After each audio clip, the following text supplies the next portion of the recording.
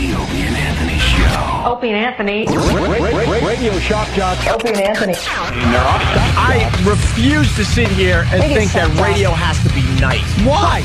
Why does radio, out of any other medium, have to be nice? We are being now held to a standard where we have to be nice and make people feel good. Go screw! Radio bad boys, Opie and Anthony. Controversial radio personalities, Opie and Anthony. Infamous DJs, Opie and Anthony. Talk show radio hosts, Opie and Anthony. Opie and Anthony. Opie and Anthony. Radio shock jocks, Opie and Anthony. Opie and Anthony. Shock jocks, Opie and Anthony. Shock jocks, Opie and Anthony. Opie and Anthony. Shock jocks, Opie and Anthony. Opie and Anthony. What happened to your socks? I don't know what happened. Oh my God. Oh my God. Dude, now I got his skin is completely black. Oh my God. This is where entertainment is going. Oh, Jesus. Oh my God. Oh, Roland's got a paddle. Oh my God, Roland's on him. Kicking Dave's ass. Who saw this coming? They are sick freaks. 1, 2, 3, go. B-Rock is attempting. Give us a thumbs up if you're all right. Shut up! It's time for people to understand these are words. If you don't like them, turn the dial. But enough of this palaver. Let's get the show on the road. Good morning, everybody. What do we got? A little Whip 'em Out Wednesday happening? Yeah. Of course we do.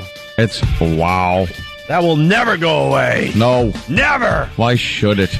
Just such a great promotion. Wonderful people adore it.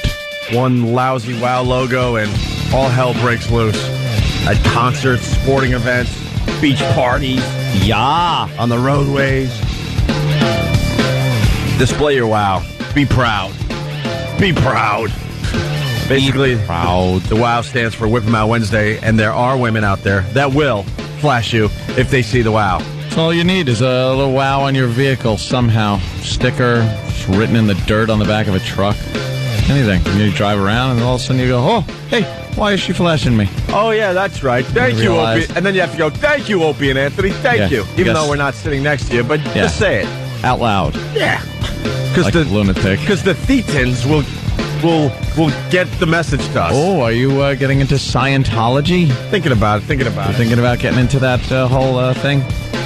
I just have to say Thetans correctly. The Thetans. Thetans.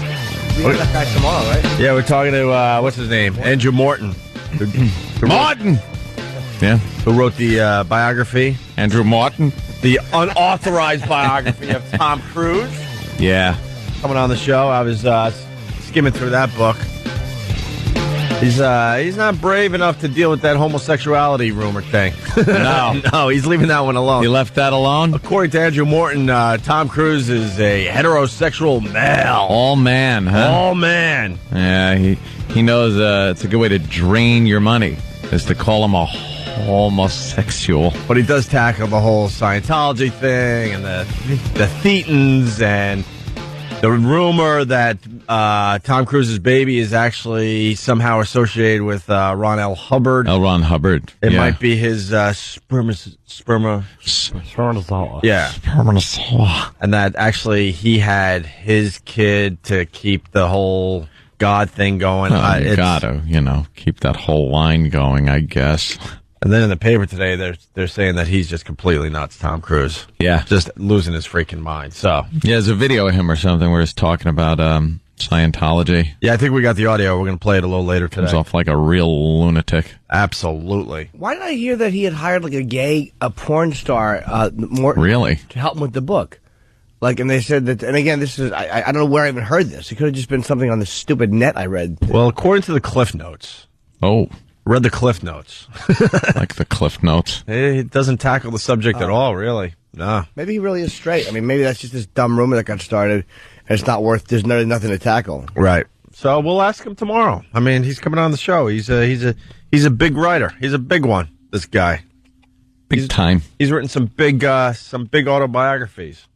So we got that going on. Also, we might have been pwned. We'll explain that a little later. We're trying to get to the bottom of it. Damn. But we might have got pwned. Mm-hmm. And I guess we should start by talking about Cloverfield. Don't worry, we're not going to give anything away. But we were lucky enough to see one of the first screenings of this movie that's getting a lot of buzz. It's got that viral marketing all over the internet and stuff. And they did a screening for the radio show, and I don't know, 10 or 12 of us went. Mm-hmm. And I'm in a tough position, I got to tell you. Doggy? Oh. Why would I be in a doggy position? I don't know. Why would that be That would tough? be it. That would be, be tough for a guy. Why would I be in a doggy position? I don't get it. Just tough position. That's a tough position. All right. It's a position joke. That fell flat. Very flat. I don't know. Let me see. No LOLs? Yeah. Oh, well. So, I kind of enjoyed it. Oh. This is the position I'm in, though. Doggy? I got... Now it's fun. All right. I got,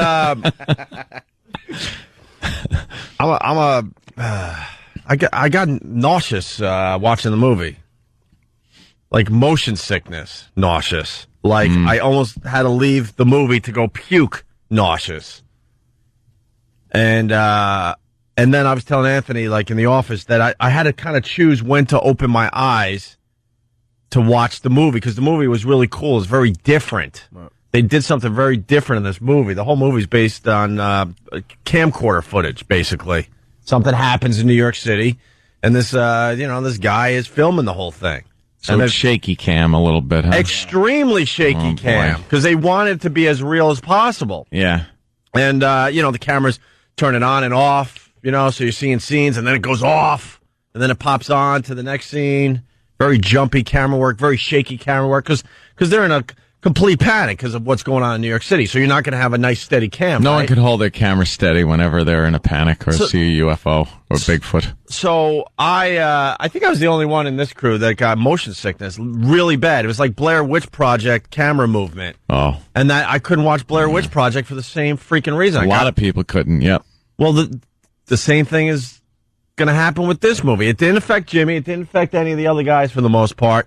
I was so nauseous, I had to close my freaking eyes. I was pissed because I really wanted to watch the movie. Like during the movie, you're sitting there at the movies with your eyes shut. Well, and then choosing, like I was telling you, I'm like, okay, all right. The guy's bloody and he's having a conversation. It's a lonely action. All right, I can keep my eyes closed. Keep your eyes closed. Okay, monsters are back. All right, open my eyes. Or whatever. I'm just saying monsters. I'm really not going to try to. Yeah, whatever it is. So I had to choose when to open my eyes because I really wanted to check out the whole movie. Mm-hmm. And besides that, the movie was, really good. Yeah, it was really good. It wasn't a typical Hollywood movie, right, which I like. I get motion sick. Like I have bad one, but it didn't affect me the same way. Like you sat in the back, and I was thinking afterwards, I'm like, I should have sat back with Jimmy, and maybe that would have helped me. Yeah, I didn't get me that way, but it was very shaky.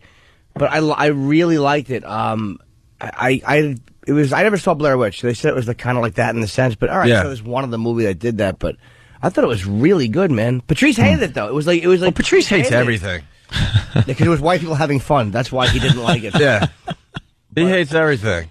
And he was making fun of the the battery of the camcorder because because the movie takes place over 8-9 hours.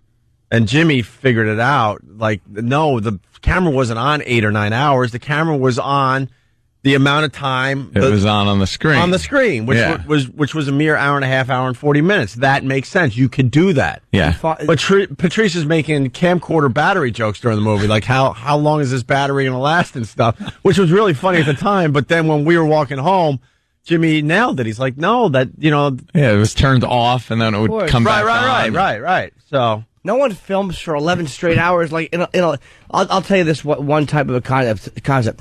There's one scene where they're like in the village, and they have to get to say Columbus Circle, and on film, it takes a few minutes. And because it's doing like on a video camera thing, you watch it and you're like, there's no way they'd make it that fast. Right. But then you're like, oh yeah, they turned the camera off. Right. No one would film the entire walk. No. Because what you're seeing is what they shot. Because you're used to watching a movie, you know what I mean? Like if they're going to go to Columbus Circle, you pretty much see the whole, the whole tour or the whole trip, whole trip to Columbus Circle. But that's not the case in this thing. This stayed pretty true. It was really well done. They must have cheated a little bit here and there with the camera, but I mean they did a really good job, man, of making it look like it was a videotape. that was shot. I mean, it's a real Hollywood camera because the audio's too clear. It's a big video. Yeah, right. And the effects would be too expensive for a bunch of idiots. Yeah. There was a movie reviewer in there, seeing it for the first time, Jeffrey Lyons here in New York City. Oh, really? He's a tool. Who just looked like a pompous ass. He was getting up to take popcorn dumps, I'm convinced. And a popcorn dump. He enjoys his popcorn, that guy. And at the end of the movie, Patrice, because he just wants to be obnoxious, he just goes, boo. And Jeffrey Lyons goes, no one asked ya. Oh, he goes half a star. Oh, yeah. Well, Patrice goes, boo, half a star. And Lyons goes, no one asked ya. Yeah. All pissed off.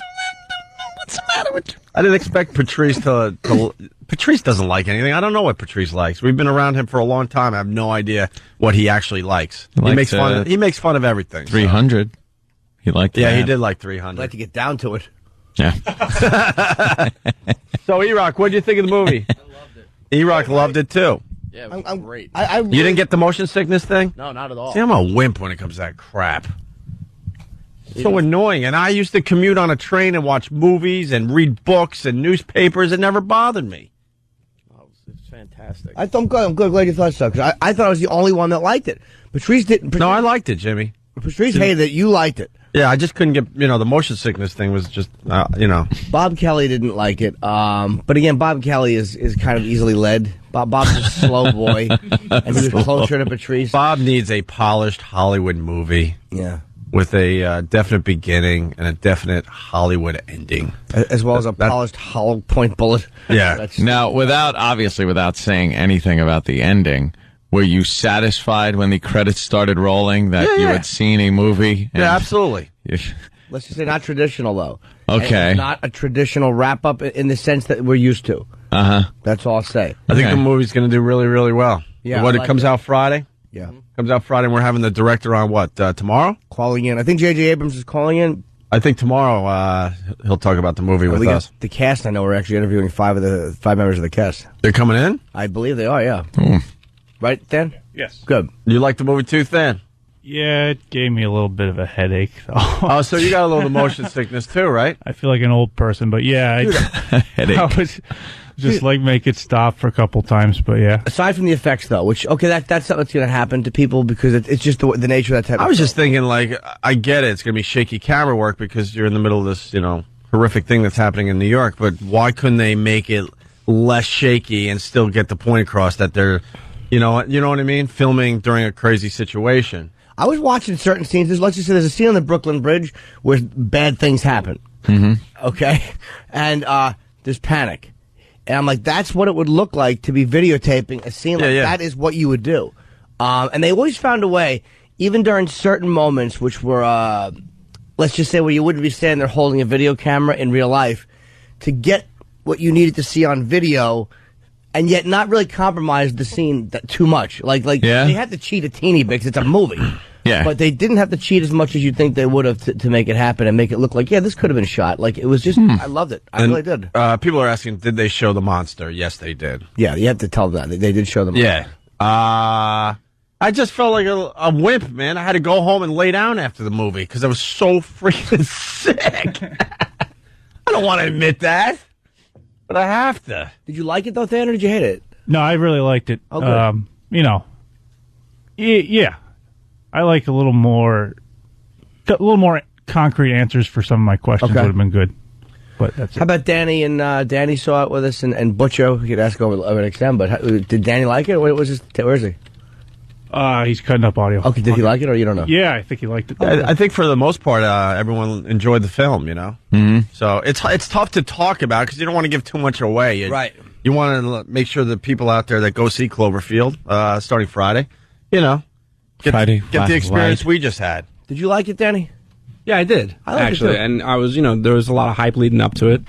And, I think going in, you kind of have to understand that, you probably have this overblown sense of this movie in your head. So you kind of just have to be like, all right, it's a film. I'm going to watch it and I'm going to enjoy it. And that's exactly what you do. It's just it's a great popcorn flick. You sit there and you enjoy it. No motion sickness? Nah, I'm a wimp. I am a dude, and I'm bad. I get really bad motion sickness.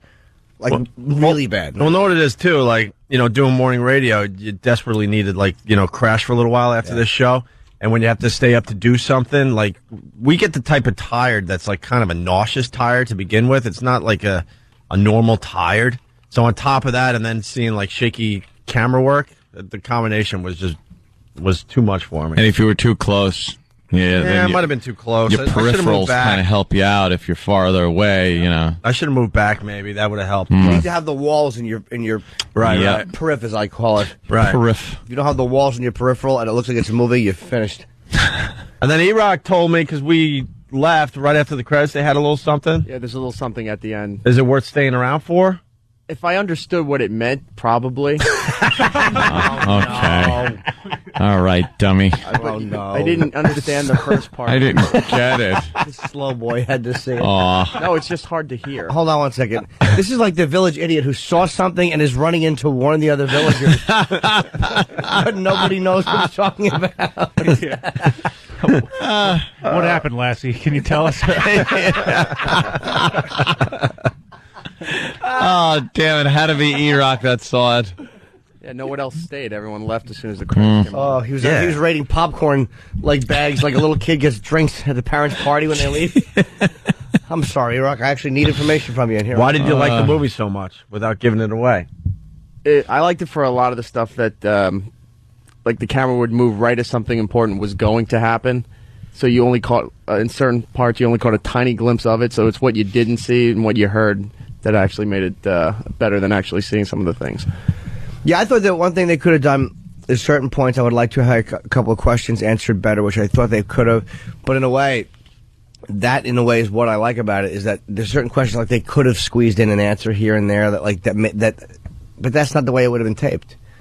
Like the way it was shot, that's probably the way it would have been shot. Yeah. Yeah, like anyone that carries around a camera and just shoots stuff here and there, that's what this movie was. Yeah.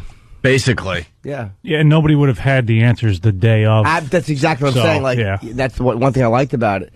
Oh, I don't know. Let's just not fight. All right. Well, there you go. Cloverfield. It starts Friday. We're going to be interviewing the director tomorrow and some of the actors in the coming days. Steve from Bayshore is saying that E-Rock liked it right up to the time the concession stand ran out of garlic butter saw. And we got we got JJ. All right. We're going to take our first break. Just getting started today. Phone number 877-212-ONA. It's Opie and Anthony. Call the Opie and Anthony Show. 866-WOW-1-WOW. 866-WOW-1-WOW. Cell phone and PDA users, send your message to feedback@opieandanthony.com. Didn't need to give him a rectal exam after a piece of wood clocked him on the forehead.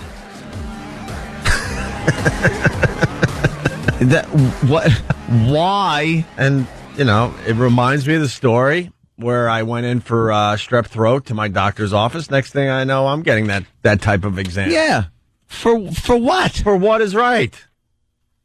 This poor guy goes in for 8 stitches, and he ends up in jail, said his lawyer. He had the right to say no. Doctor sedated the guy and then did the rectal exam. Did the exam. So here's a guy, construction worker, gets hit in the head, needs stitches. He goes in, and for some reason, maybe we'll get to that, they decide he needs a rectal exam. The guy's like, no effing way.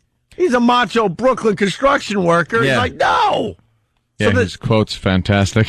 Yeah, we're getting to that. So the hospital sedates the guy and does the exam anyway. A Manhattan judge denied the hospital's bid to have this guy's malpractice suit against the hospital tossed. We're looking forward to our day in court. This guy, 38, was working at a Midtown construction site in May 2003. Wow, this is how long it takes to get this stuff going. When a plank slammed him in the head, knocking him down. Medical records state that the construction worker was alert and oriented ×3 when he was taken to the hospital's emergency room, where a resident informed him he needed a rectal examination. You got a sound effect for that there, E-Rock?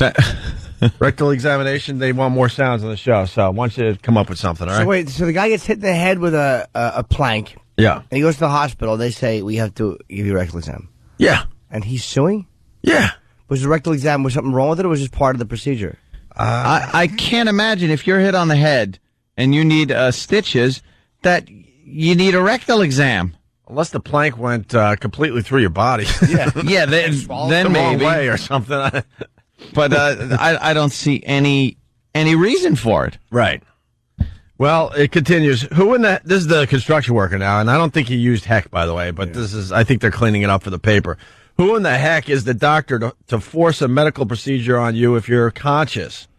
The revelation, that was the lawyer, that's why the heck. The revelation about the rectal exam set off this construction worker who smacked a doctor during a struggle and yelled, "Where I came from, you don't put anything in someone's..." Yeah. So that was his quote. "Where I came from, you don't put anything in someone's blank." Yeah. Where did it come from? My girlfriend's? Wow. I was trying to say that she doesn't enjoy certain activities. Yeah, I understand. No way to word it. I know. We have a quote from him in the hospital. All right.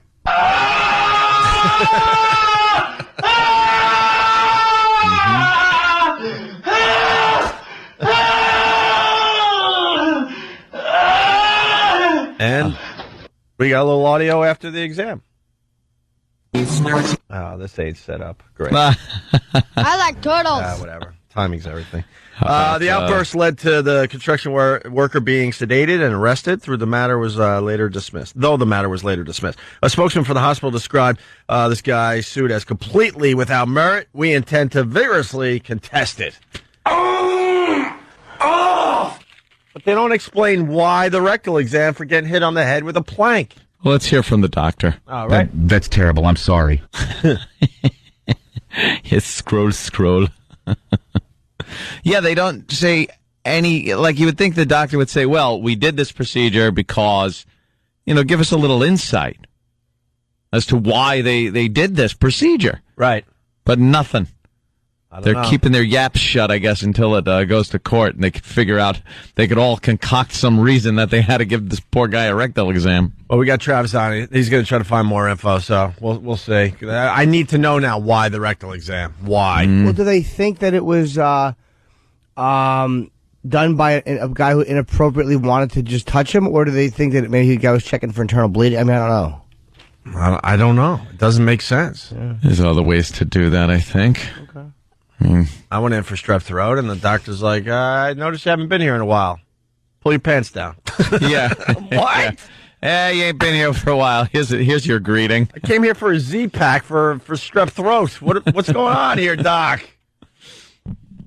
And now because of him, I don't go to the doctor anymore. See? I have to find a new doctor. Scared you off with a digit. Boy, did he. Creep me out. One digit. All right, this guy's going to explain the rectal exam. Oh, okay. Matt in New York, what's up? Hey, what's up, guys? Hey. Yeah, listen, if it came in as a trauma activation, which it might have, what they do is they they do the rectal exam just to look for that internal bleeding. And it's not a pleasant procedure. The doctors don't want to do it. It's not like guys are lining up wanting to do this stuff. Yeah, you got to defend the doctor to a point. I don't think there's many doctors out there that look forward to doing that. Is it done, sir? What? I lost my thought. I'm sorry. Oh, Jimmy. Meaning, is it done in the same way? How you go, you get your prostate checked by a doctor? Yeah. Your health? No, it's a quick in and out. And what they do is they do a stool guaiac. What they do is after they take their finger out, they dip it on a card, and they put a little reagent on it, and it turns fluid. That's what they do at the doctor's office also. Right. Yeah, they do What? because that's for cancer screening. All right, I understand all that, Matt, but the problem is the guy came in for obvious stitches to the head. You're not going to get cancer from getting hit on the head with a plank. We almost all of us have gotten stitches to the head. Yeah. You go in, and none of us have been told that they need to do a rectal exam. I mean, would I personally do a rectal on this guy? No, but I mean, you have interns and stuff that they're looking to learn too, and they learn. Learn. You're going to choose a Brooklyn construction worker? Yeah. As a test subject? He Are you smacked crazy? one of the doctors before he said, Wouldn't be me, but there are some weirdos out there also. Yeah, could be. We need to know more because the story doesn't really explain. Maybe another paper has more details. I don't know. All right, Matt. Thank you. Why you do this thing? Why? Oh, it's an epidemic, though. We got Scott in Grand Rapids, Michigan. Scott. Hey, I had a buddy who fell out of a tree hunting, and from the fall they had to do a rectal exam. Now, I'm just curious, maybe from the jar of getting hit in the head. They have to check, make sure everything's still intact. Well, Gary, who lives here in New York, he says that 1010 Wins, the news station, reporting the hospital said the rectal exam was necessary to check for spinal damage. How about an X-ray? Right. Sonogram, something. How about you just touch around a little bit and does this hurt? Does this hurt? Does this hurt? Yeah. Because that definitely hurts. Yeah. There's no saying that doesn't hurt. Right. Just touch his back. You're going to get an ow. You could get an ow by just poking around the spine, though, too. You know what? That construction worker's a dope, though, because what he's saying is not. His objection was where I come from. You don't really stupid. Yes. Yeah. He's all man, Jimmy. What he is, he's a dummy who will die like John Wayne did with 40 pounds of food in his colon because he doesn't know what he's talking Jimmy, about. that's what real men do. They don't go to the doctors. That's right. And they don't get rectal exams when they just need stitches. It's just just the way that's just the way they are. The Duke is going to stand there in the doctor's office and go, ha, ha, ha. Ha, ha, ha, ha, ha, ha, as he's getting the old digit. No. I submit to you, no. Oh, God. That's awful.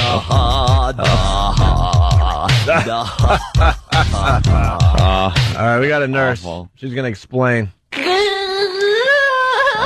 That's not the nurse. Hi, nurse.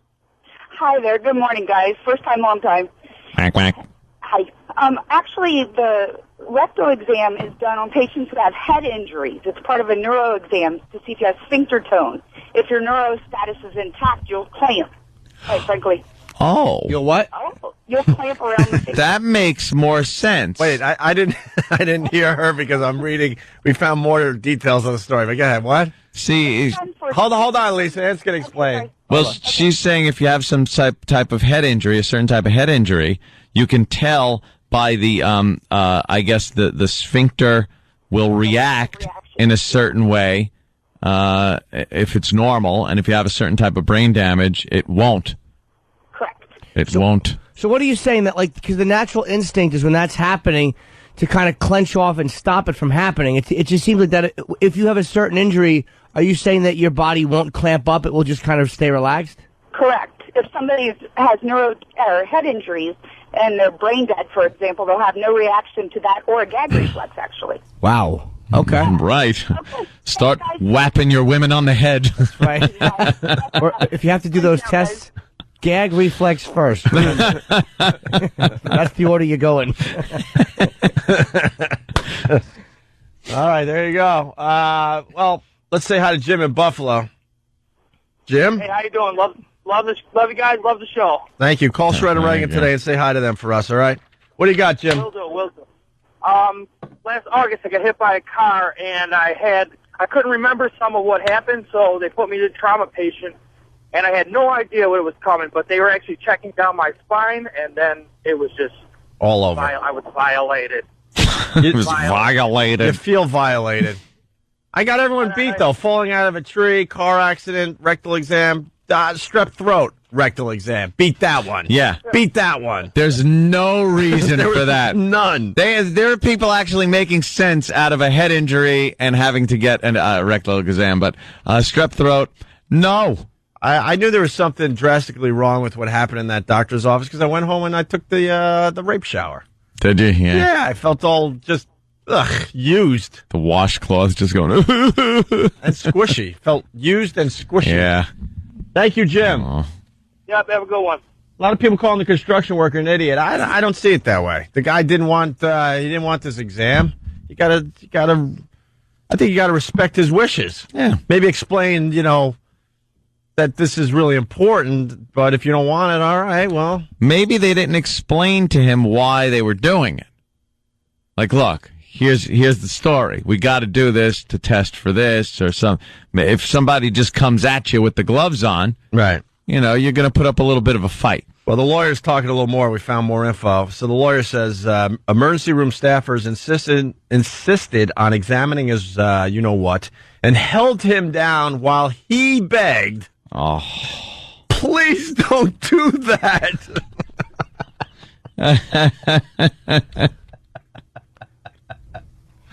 I feel bad for this guy. He just didn't want this. But meanwhile, though, if they didn't check and there was something wrong, that dummy would be the first one online calling a lawyer and suing the hospital for malpractice because they didn't give him the proper exam and check for brain injuries the right way. Look, there's a ton of guys out there, including us. We don't want this done. So what the freaking hospital should have is the form sitting there waiting. All right, as long as you sign this, I don't care. Yeah, there should be a stack in every room. There should be just a stack of that form, so it's like, no, okay, sign this. It waives any responsibility from us, and you go home. As far as guys go, and maybe we could get a list together today, this is a tough one. You know, we're all supposed to get that exam. It's a tough one for guys. Yeah. That is a tough one.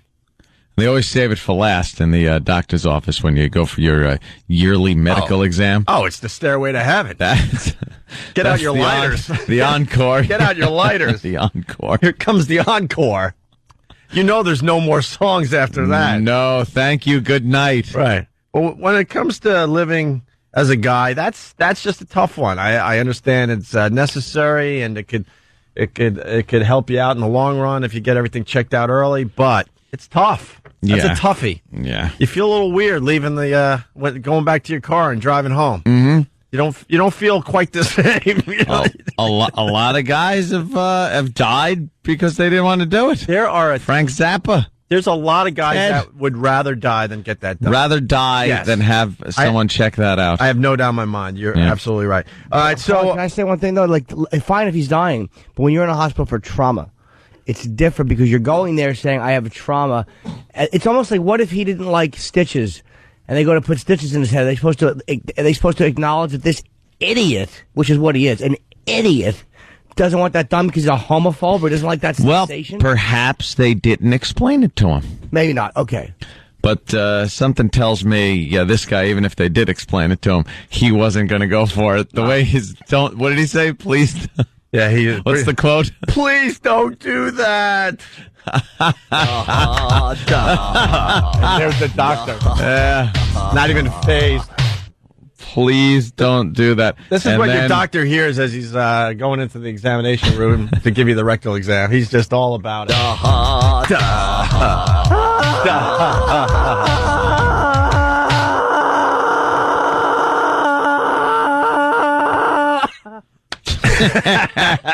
And that consent form would be no good because with a head injury, you can't ask somebody to sign it. Oh, boy. I was going for silly, Jimmy. But no, not accurate. Hey, construction worker continued. He said, the lawyer continues here. He said that Prasad is his name, I guess, hit a doctor while flailing around and staffers gave him an injection, which knocked him out. He's out. Yeah. And then they raped him. And then they performed the rectal exam. Yeah. Prasad woke up handcuffed. To a bed. Oh, my God. Guy just went in for stitches. Oh, with a ball gag in his mouth. Right. And the gimp standing close by.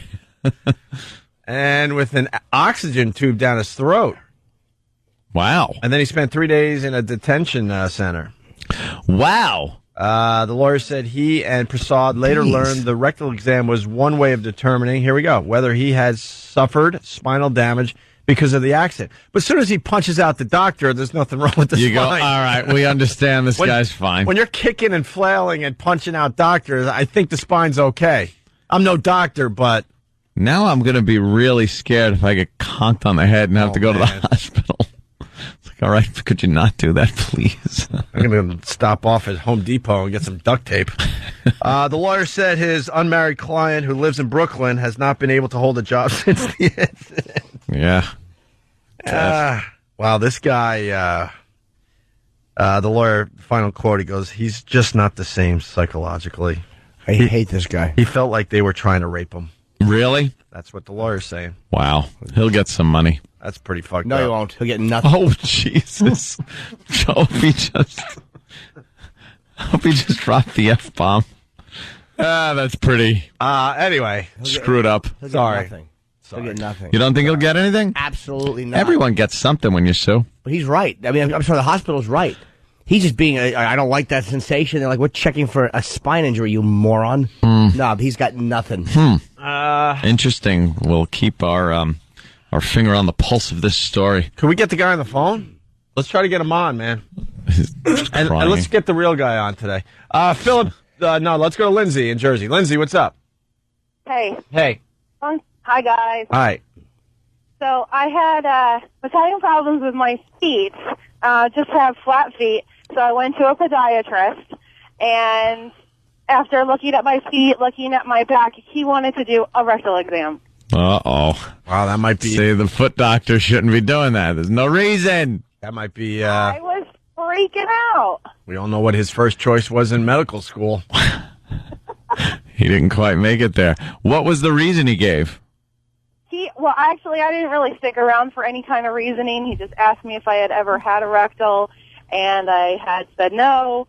And he asked if I would object to doing one, and I said yes, and I left. Wow. Ain't been back. He must feel like, oh, God. Oh, if she goes to the cops now, I'm done for. Look, I know we talk to a lot of doctors, so I'm not talking about all of you, but I think there's a bunch of doctors out there that are just getting away with murder. Gotta be.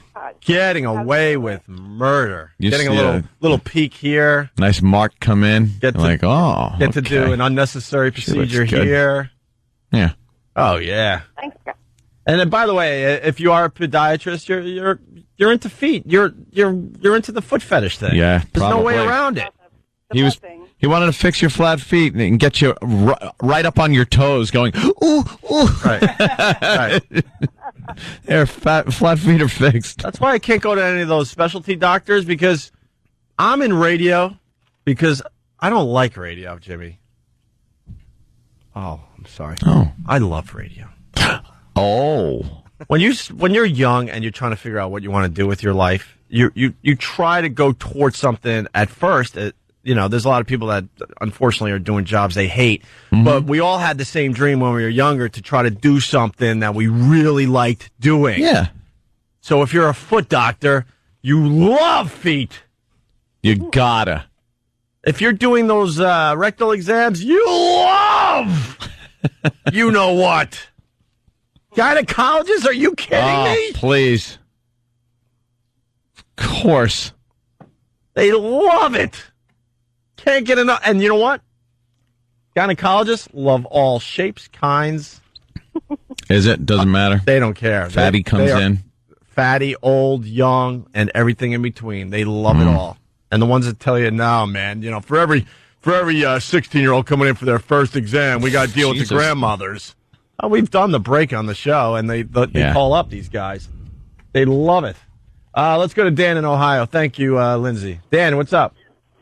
Hey, I got to go against Jimmy here. The hospital has no right to violate you if you say no. I know what you're saying. Like, and you do have a right to say no. But when you're in a trauma situation like that, like what they see is you come in for an injury, and they're treating you for an injury, then what happens if they don't treat you? Like especially with a head injury where you probably can't sign away your rights because you've got a head injury. What position are they in? Okay, do we listen to this guy who thinks he knows what he's talking about, but he doesn't because he's been raised that a man doesn't have that done, and then risk getting sued for $40 million because he had a spine injury that they couldn't detect? Yeah, but Jimmy, they've got the form. All they have to do is have him sign it. If he can sign it, they've got their... Once again, you can't sign... I mean, I think in certain... Like they say you can't sign away your rights. I don't think in a case of a head injury, that's admissible evidence. I mean, I'm not a lawyer, but how could you admit that if you were struck in the head? I know a lot of people think I'm a lawyer. Christ. Because I point a lot when I talk. You're representing me. I am. Well, go to the stream, look at Terry Schiavo. I mean, they decided for her that she was going to die, and you had all those other people saying she didn't want. Well, that's different, sir, because she wasn't able to speak for herself, and she wasn't in a trauma situation. There's different. They were just treating a guy who came in for a head bump. I mean, if that's one of the procedures they do, and there's a reason that they do it, I don't know who's right legally. Right. I think they got a reason for everything. They got a reason why they probed Opie for a strep throat. Right, but what happened? Make it right. I'll tell you the difference though. Ope was not in for a head injury, where he could have come back and sued the hospital for malpractice because they didn't detect a spine injury because they listened to Dr. Opie sitting there. You don't listen to Dr. Construction Worker. Mine was a little different too because it was obvious I haven't had. I make fun of the whole thing, but it was one of those while you're here type things. Hey, while you're here, let's get this over with. Still a little. What creeped me out was when his lab coat. I've said this many times. Got caught on the doorknob as he's trying to get out of the office with the finger up in the air to smear it on a slide, and then I actually had to get up partially nude to let him out of the examination room because it was his left sleeve was caught on the doorknob and he couldn't turn the right side around because that was holding the finger up in the air. What a predicament. Oh, it looked like an awful comedy. Like he was making a proclamation. Right. I'm like, and I will, will you? And there was no eye contact after that. It was just all awkward and weird. Opie, did he get a kiss on the cheek? Well, that would have been nice. I wouldn't have had to take the shower because then I would have realized that he actually cared. Cool. Punch it out, guys. All right. Yeah, I just don't think you can sign the form. And this is not a preventative medicine like cancer screening. Yeah. I guess this is something they do. Yeah. When you have something happen to your head like that, part of the whole emergency room procedure is you got to have that rectal exam. I don't know what the law is. I guess that's what they're going to figure out. Yeah. Let's say hi to Lucky in Kansas. Lucky. Yeah, I was wondering if a bump on the head gets you a pink shot, what do tonsillitis get you? Don't they have a plan B or something? All right.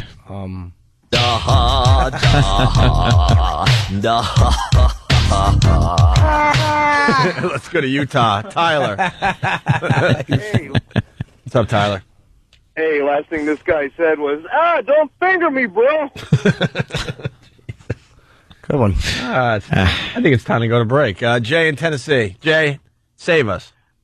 Hey, I just wanted to say, man, I thought this was a lot funnier when I saw it on The Family Guy. Really? You've never seen that episode of Family Guy? No. I wouldn't have said really if we had, sir. No, we did not. What happened? It's the exact same thing. Peter goes in for an exam, doctor sticks his finger up his yoo-hoo, and he sues him. All right, so are you making fun? I don't know what you're trying to do with your phone call, sir. Did he get hit in the head and have to go in, or did he go in for a checkup? What happened? He went in for a checkup. Then it's not... You got to be getting your lawsuit ideas from The Family Guy. Oh, the guy. You're saying the guy. Yeah. Yeah. I'm not making fun of y'all. I'm making fun of him. All right. Of course you're not making fun of y'all. It's like he's ripping off Family Guy for a lawsuit idea. Ooh. If you're going to rip somebody off, just dump some McDonald's coffee in your lap and go for the big money. So you think this might just be a clever rule? All right, sir. Thank you. All right, we're going to take a break and regroup, although the phones are just lit right now. We'll try to get to more of your phone calls after the break. 877-212-0&A. Finally today, we're going to be playing the Hillary song. I've got a crush on Hillary. Ugh. Yuck. And we got the 911 call from the Tiger attack out there in San Francisco. Ooh. All on the way on Opie and Anthony. Hey, good morning. You're checking out the Opie and Anthony show.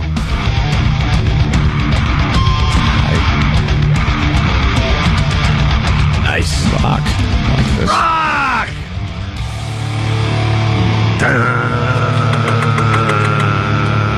Good morning. Diane Keaton cursing on TV yesterday. Yeah, I guess they give her a pass, huh? Will there be an FCC fine? No. Radio guy says a curse word goes through, he will be fired. Morning dopey little news programs, big star curses, it's okay. How is, by the way, how is that not on a delay? How are they not on a 5-second delay? They're not. They decided no delay for that show. What, Good Morning America? Yep. I'm sure now they'll put one in place. We put a delay on the Today Show back in the day. Yeah. We're responsible for that one. Why is it like a 5-second delay? That's not breaking news. Diane Keaton in her Woodstock outfit yesterday. That stupid glasses and her hairdo. Enough already. We get it, right? She's anti-sexy. We get it. You're Annie Hall. When she is in movies now and they try to pair her up with like the older gentleman and they're two sexy older people that are going at it.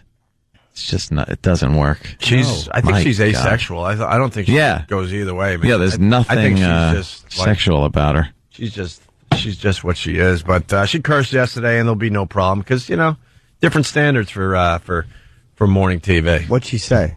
The F word. The F word. Really? Yeah, it's quick. Here it is. All right, I have to ask you about something. Those lips. I mean, I love them. I'd like to have lips like that. Then I want to work on my personality, or my personality. If I had Also lips like a yours, crime. I'd be better Also off. a crime. My life would be better. I'd be married. And I have these thin little skinny lips. What am I going to do? My mother's going to work on your personality with soap in your mouth is what she's going to do. Oh, I know, excuse me. Way to handle it with a phony laugh, you stupid old lady with soft lens on you. Dumb Diane Sawyer. Thank you, Tanner Boyle. Shut up. Tanner. Come on. The dopey hairdo. As far as older women go, she's up there, man. I don't know. I've never seen her without a fake lens on her. Oh, film it through cheesecloth. Yeah, I like to. It's ridiculous. I guess I would like to see her in person to see if she looks the same. Tape it through drywall. She's 60. Yeah. She's 60 years old. So, all right, well. Who the hell's that? In what? Diane looking for Mr. Goodbar? Why are we looking at a naked picture of Diane Keaton? She's got like a Stalker Patty body. It looks like the movie Attack of the Giant Ants. Something's got to give. Yeah. Oh, Nicholson? That's how she looked? Because wasn't that scene really quick? Like, you didn't really get to see that? You only need one frame for Mr. Skin. Ew. Yuck. It's got like an alien body. Yeah. All right. Anyway, moving on. It's something we teased yesterday. It's just terrific. Gotta love the internet. Yes. Hey, I asked for everyone's song yesterday. Do we have a list of that today? All the candidates, they all have to have their song. Who made this popular? Yeah. Was it Clinton officially? Clinton kind of, he really made like popular songs. Don't Stop Believing? I mean, not Don't Stop Believing. Don't what? Yeah, Don't Stop Thinking About Tomorrow. Fleetwood Mac. And now every candidate has to have a theme song. There's a song that means something. It has to, people have to hear it and go, yeah, I know this song. And wow, listen to the words. It kind of means what the candidate's trying to put across. Do we have that list? It's more phoniness. All right, we need the list because every candidate that we know, they have a song. And I think Barack Obama is using some kind of U2 song, and we'll get the list of the songs the candidates are using to kind of hype everybody. I bet you do. Can't play it here, but it's on Panzerfaust Records. Wonderful. The house. The house next door to me. I remember that one. Yes. Toe Tapper, unfortunately. Trying to download it from iTunes. They don't seem to have it. No. Seem to have every other song in the world. Yeah, what happened? Anyway, this kid kind of doing like a Blink-182 thing. Yeah. And he's singing about his love for Hillary Clinton. What kind of crap is that?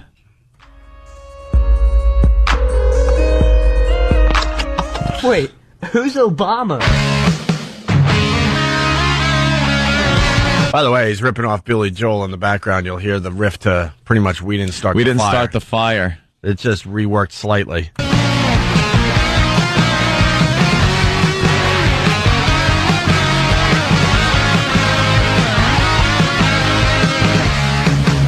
Obama girl, you're a skank, and everybody knows. Now, this is the interesting part. If you hopefully you know what a Obama girl's all about. Yeah. But they got this really hot chick with just nice boobies to wear really tight T-shirts and stuff, and it's all over the internet. It's a very viral campaign, and it's promoting Barack Obama. Yeah. And this nerdy kid is basically saying that she sucks. Yep.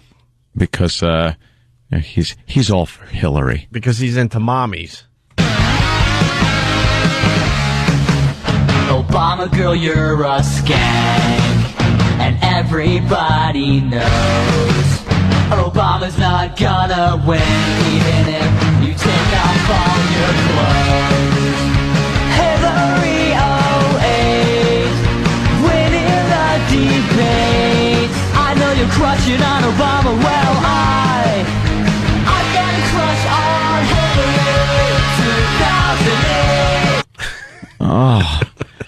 Just that generic crap music, and then singing about Hillary 08. And punt. Yeah, please. And punt. And punt. Oh, God. That's terrible. I'm sorry. Yes, it is. You want to hear more? Of course I do. 2008, you're the sexiest candidate. There's no way we're gonna lose. Barack Obama can't dance like you.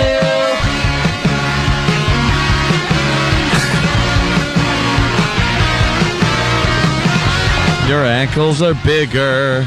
Obama. Whoa, hey. What? Hey. You're a good actress. You're quite a thespian. Yeah.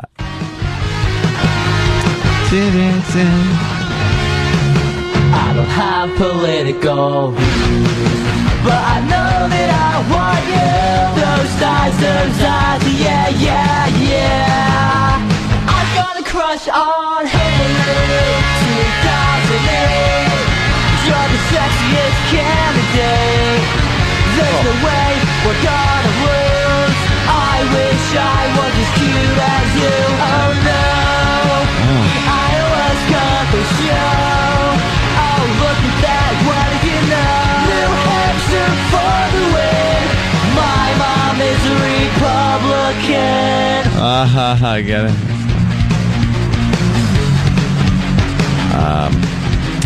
It's cool. Yeah. It's almost over. We can stop it right now. No, I like Please. it. Let's just stop it here, Jim. I want to hear the rest of the lyrics. No. Really Funny. awful. All right.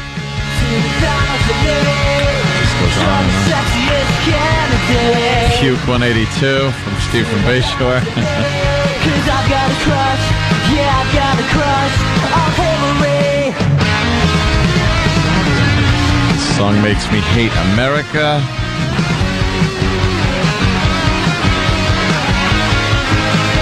I've got a crush on Hillary.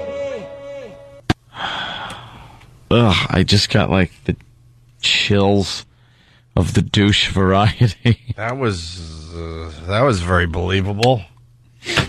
Huh? Sounds like one of those OK Cable bands. Yeah, exactly. Trying to sell us a cable package. Yeah. Let's go to Scott in Iowa. Scott.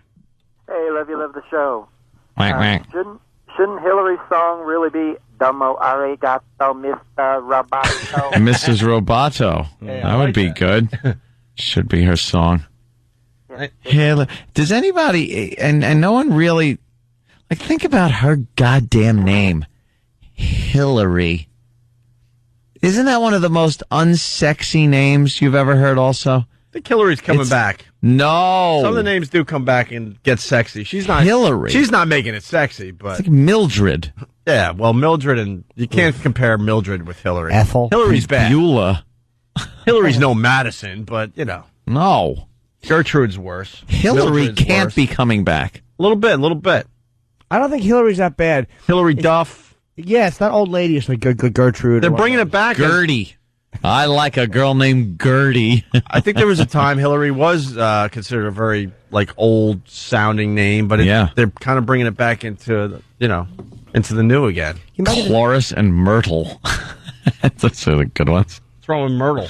Myrtle. Let's go to Adam in Queens. Adam? Yeah. Hey, Adam. Hey, I'm calling to tell my first rectal story. Okay. No, wait. I said that wrong. So I'm 13 years old, and my mother takes me to the doctor. Well, how old are you now? 27. Okay, so back when you were 13, yes. Yeah. Back when I was 13. My mom takes me to the doctor, and there's two doctors in the room. And it's just a regular checkup, and they're asking me questions and things like that. And, they're like, we should do a rectal exam. So the first doctor, who's much smaller, comes up, and, there I am laying on my side with my mother watching, and he's poking around, and he's like, hey, you got to feel this. You got to come over here. The other doctor, who's twice his size and has, like, football player hands, comes over and, And that's what he has to do, right? Yeah, I basically felt like I was raped and my mom watching. Oh, and your mom was in the room watching? Yeah. Well, what do you see? I bet you that was a nice exercise for Mom. She was just studying your face going, huh? Well, we've been wondering about this. All right, we get to find out right here. He looks a little pained. Right here, right now. So what that's weird to hear a doctor. No, not a little pain. I was going with the is he cracking a smile? Like, oh, kind of digging it, because I think every parent out there wonders. Oh. And right there, the mom got to know for sure. Yeah. If this was a one and done, or setting him down a path of. Sorry, I know that's fine. I was only asked actually a stupid question. That actually was more enjoyable. Are you there, dude? Yeah, I'm here. Oh, did what? It's weird. One doctor to go. You got to feel this. Was something wrong? See, that's the thing. I don't remember. I never had to get anything treated, and I mean, I think he was just saying, "Hey, come here. You got to feel this." Yeah. Wow. All right. Well, good. Lucky you. It worked out nice for you. All right, sir. You were probably like, I don't know, part of a cult or something. They just kind of used you for their own pleasure. Yeah, I think the doctor was just kind of like, hey, you got to feel this. Come here, check this out. You know what we usually feel? Well, check this one out. All right, thanks, Adam. Thanks. It's really tough to do anything with your phone call. Trust me, we could do a lot, but maybe not over here. That'd be nice. Hey, the tiger attack at the San Francisco Zoo, they're releasing the 911 call. These are always great to listen 911. to. And we got some audio of that.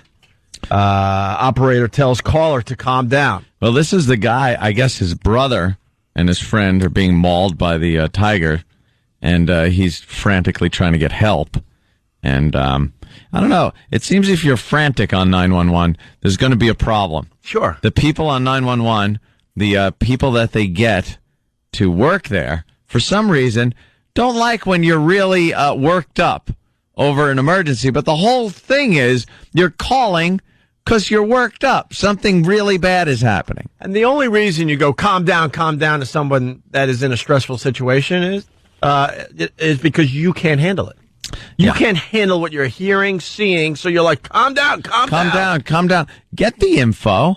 Right, no one's going to calm down when they're in a frantic situation. So to say calm down is just dumb. You have to be able to get that person to give you the information, even in one of those states of confusion and anger and fear and sadness, whatever it is. But for some reason, they're just like, look, I'm not going to help you unless, why? You're 911, it's your job. Help. Yeah. I got crushed by Hillary. Jerome in Michigan. Very good. So here's the operator telling the caller to calm down, which never works. I'm just going to stay on the line with you until the paramedics are with you, all right? Okay, excuse me. Can you check up on them or see where they're at? They're on scene right now, but they have to stage until they're given permission to go inside. It's a matter of life and death all over. Okay, no, I understand that, but at the same time, we have to make sure the paramedics don't get chewed out, because if the paramedics get hurt, then nobody's going to help them. Okay, I understand that. All right? Okay, the ambulance is staging. I need you to understand that if the ambulance people, paramedics, calm down. All right? I am going to stay on the line with you. If the paramedics get hurt, they cannot help your brother. So you need to calm down. And you are going to be the best help for your brother right now. She's right. She's actually right on that one. She's trying to tell them that they can't go in. And what are they supposed to do? Just ask a tiger to step aside? There's treatment to be done? And he's panicking, of course. Yeah, it sucks to be you. You know, the paramedics don't feel like losing their lives. They're going to do what they can, but... I don't know. It seems to me like in that situation, you just got to pretty much think quickly. The way she said they're staging, like you picture them just kind of hanging out. They should jump out of their vehicles with like fire extinguishers and run to the scene and, you know, get the goddamn tiger out of the way so they can help the guy out. No, not fire extinguishers. No? Guns? No. Tiger? No. I think a tiger would be scared crapless of a fire extinguisher like that. You might be right, but it's like, you imagine like you're a paramedic, you're trying to push a stretcher, and there's a wild animal charging you. Here. He jumps right through the foam and bites you. He likes the foam. He likes the foam. Foam! Right. It just takes your face right off. Makes it a little easier for you to go down his throat. He wants to attack you and get you away from the foam so he can play in it by himself. Because foam rules in the Tiger Kingdom. No, that's a rough one, but maybe you don't go to the zoo with slingshots. Yeah, exactly. They was this one of the slingshot kids we're listening to? Yep. If they slingshot. All right, we got a little more here. Paramedics had to wait before entering, of course. What's going on here? It's been, Okay. I've been on the call with you for 8 minutes. I called 10 minutes before. Okay. 20 minutes. Okay, I'm trying to explain to you that we have to make sure that we can get inside safely, all right? How long does it take? I do not know that because I'm not out there right now, but we have specialists. Oh, she's BSing now. 17, 22, and we have 16 different police units plus about 6 different paramedic and fire department Well, rush personnel in there. out there trying to. We just have to make sure that the tiger doesn't hurt any of the emergency units. Otherwise, there's going to be nobody to help you. All right. So just stay calm. I'm going to stay on the phone with you. Help a brother out. Come on. I don't want to hear that the cops are out there planning something. Go charge. Charge. Everyone thinks people are going to go charge to save your life. They got some decisions to make in their heads, too. It's never as fast as you need it. It's not like the movies. It's real life. Everyone expects, all right, 1, 2, 3, charge! They're there, and they run in. Let's take the tiger out and save this kid. Doesn't happen that way. Just doesn't. You're right. Were there slingshots? Like, as a cop, too, you have to be scared when you're going in there because there's no way to talk a tiger down. So you know you're going to have to use your weapon, and you're going to have to be accurate. Because as a cop, like they say cops have nightmares that they shoot and the bullet like just kind of falls out or whatever. That's like a cop's nightmare. Like, are you scared that you're going to shoot this tiger and it's still going to leap? Going to come at you, yeah. Yeah, because you're trained to shoot people. Like, you know that effect, but an angry tiger. Yeah, but you could just unload your whole thing and don't have to worry about, the tiger's family suing you or Tiger Sharpton coming after you or anything like that. The Reverend Tiger. I've heard similar things. But yeah, I guess so. But, it's still frightening. But it's got to be because they could just, leap out of anywhere, too. Yeah, like... What if the tiger doesn't get hurt by this? Yeah. There's not a big enough bullet to... Very big cat. Yeah. Well, there you go. That's released today. I want to play something. Ant's been ranting and raving about his Blackjack play. It's got people talking and debating both sides of your philosophy. And we're going to have... what's his name again? Ben. Mesrich. Yeah, Ben Mesrich, who wrote the book Bringing Down the House and making it into a movie starring Kevin Spacey. The book was unbelievable. This guy knows. And he's an expert on the casinos and especially blackjack, so he's calling the show today. And we're gonna just explain what Anthony thinks. And we'll get to the bottom of the whole thing. We're going to get to the bottom of, exactly. But Tim, down the hall, took one of Anthony's rants and came up with this. Introducing Anthony Cumia's Guide to Casino Blackjack. Courteous gambling. You want to play the odds and the percentages, and it works out better if idiot hits. In this 63-page booklet, you'll see how Anthony always welcomes a beginner to the table. I don't want to put my friggin' $6,000 in this idiot's hands. Always there to help, Anthony will show you that there are never any stupid questions. Shut up! You're talking out your butt. You don't know what you're talking about. After all, it's just a relaxing afternoon with no pressure. Shut up, you moron! You're an idiot! You're an idiot! Die! It's not like we're betting big money. Broke out about 10 G's, which I promptly lost. Learn how to be courteous at the card table in Anthony Cumia's Guide to Casino Blackjack. I'm Anthony Cumia, and I endorse this product. There you go. So Ben will be calling within a half hour to discuss this further and get solve this whole thing, so get you all riled up. Don't have to go through that again. Lori from Maine before we go to break. Yellow. Lori. Hi, what's up? Well, I was just listening to your show, and I was listening to the guy who called in and said he was 13 years old and had a rectal exam. Yeah. Well, I'm a physician assistant, and there's no way 2 doctors give a 13-year-old a rectal exam. No. Unless there was something seriously wrong with him. But he said at the beginning of the exam, the show that it was just a routine exam and his mother was there. Yeah. There's no freaking way that 2 doctors would do a rectal exam on a 13-year-old. Maybe it was more than a routine exam and they weren't telling him, no? Maybe, yeah. What he failed keep him calm. What he failed to explain was that the doctor was actually a stepfather, and mommy enjoyed the relationship she was currently in, and would do anything to keep that relationship going. It's called co-signing. Right, like not calling the authorities when you should. He also forgot to mention that it wasn't done in a doctor's office. Yeah, dun-dun-dun. Waka waka. Oh, wait, you get one of these. All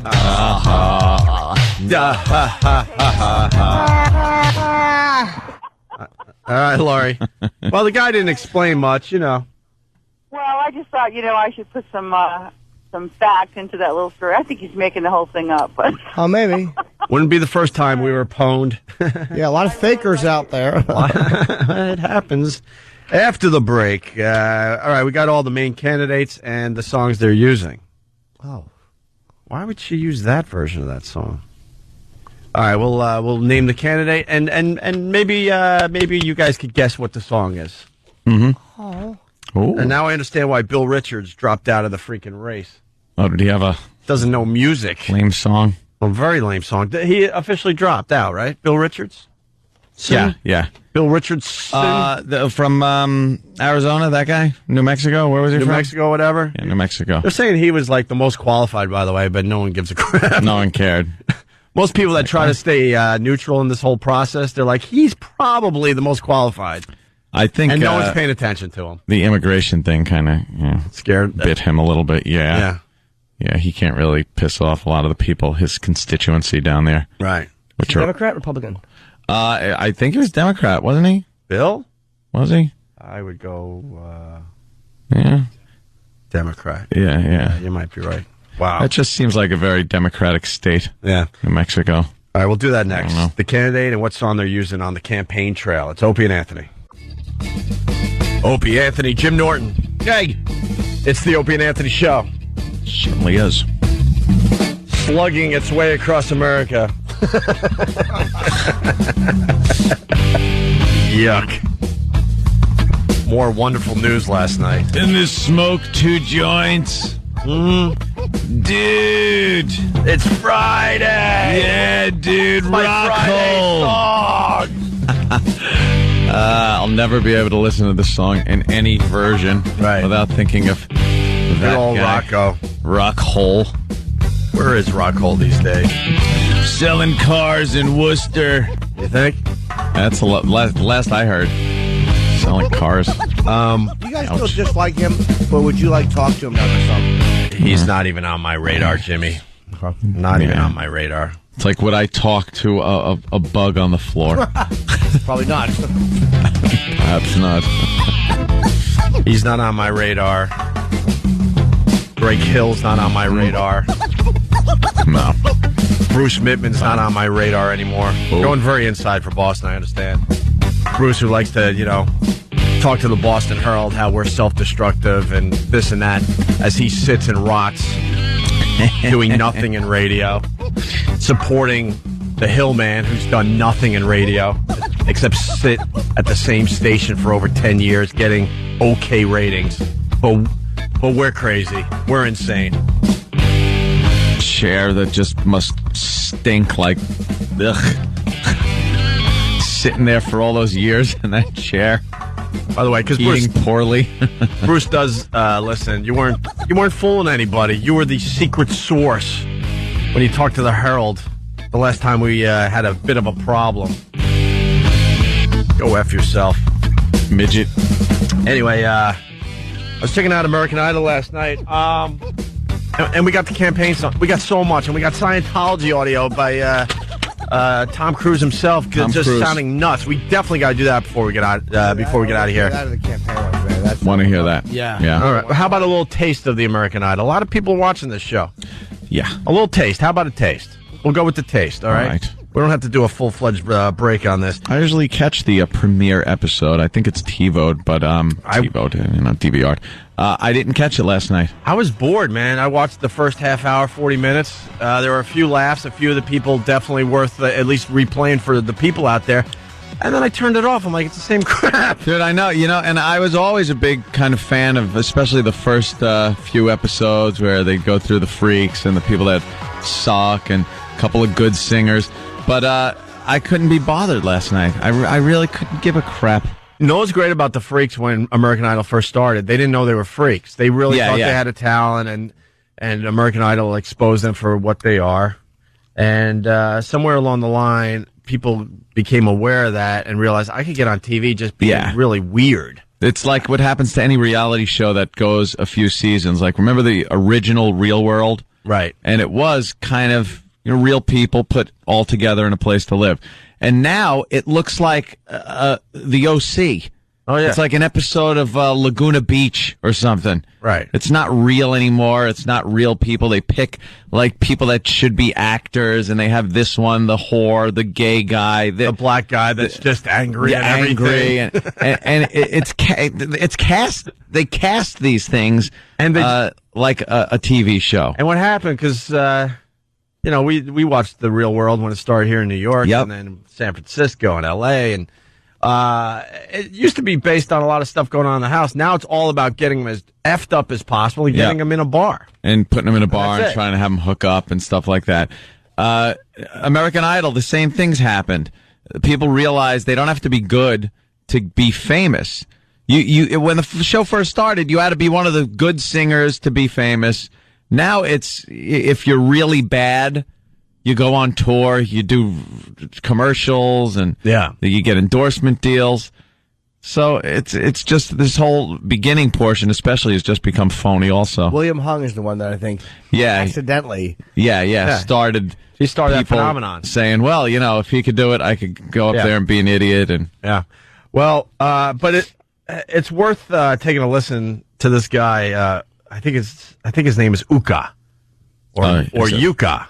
He's from Egypt, and he loves America. The Egyptian magician. He doesn't sound like that, really. No. But he's from Egypt, and he he loves America. He's got the opportunity to live in America, and he can't get enough of America. Loves it. Oh, man, he doesn't like America, man. No? Oh, no. He really likes it. He really likes it. Wait a minute.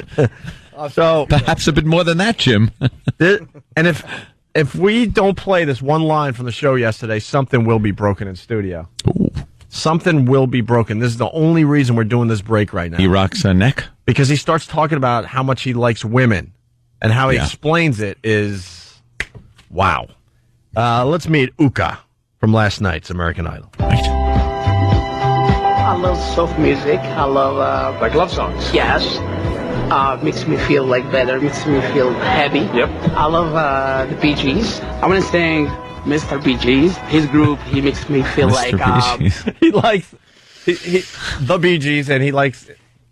Going to sing Mr. Bee Gees? Mr. Bee Gees. Mr. Bee Gees. Which one is that? I love the Bee Gees. I want to sing Mr. Bee Gees. His group, he makes me feel like I fly in the sky. That's why Mr. Bee Gees makes me feel so special for me. And I like him so much. Oh, God. This guy's a classic. Yeah. He's got a huge space in between his two top teeth. And big gappy teeth. He's just smiling, and he loves Mr. Bee Gees. Mr. Bee Gees? And right. He starts talking about his friend and his love for women. I have my friend. She's very pretty, and she told me, Yuka, you are sexy face. I say, all right, thank you very much. You are sexy face. I say, all right, thank you very much. But then the Jew. Right. It's got a little Borat slash. Nice. Yeah. Very nice. Very nice. Sexy face is nice. And this is the clip where if I was drinking something, I would spit it out, and I pretty much fell on the floor last night. This better be the clip. You love women? Yeah, I love women. Okay, that's good. You have kids? I'm not married. Why, just because you're not married, you can't have kids? Yeah. Welcome to the new city, baby, because that's all that's going on over here. I save myself to when I get the good girl, and I want to love a girl from the hair to the nipple, and yeah, I want to give her all my life for her. That's it? Wow. Just from the hair to the nipple, he said. Right. That's where he wants to love a girl. The rest of the torso could just be thrown out. Huh? Yes. Well, for him, that's probably really sexy. From the hair. Anything more uncovered, and he just loses his mind. From the hair to the nipple, very nice. He made it so unsexy. I want to love a woman from her hair to her nipple. All right. That guy's a little confused with English, but... All right. You want to hear him sing, or does it matter? Yeah, let's hear a little bit of him. All right. Okay. Okay, and you like Paula, it says here. Yeah, because she's a good singer. She's has a pretty like voice. I like her. People are doing their impressions on instant feedback. Yeah. Pleasure for me to sing the song, to love the girl from the hair to the nipple. Very nice. Very nice. Pleasure for me, Madison Square Garden, greatest city in the world. The nipple capital of the world. Pretty like voice. I like her because she dances good, and yes. Right. Would you like her to be your woman?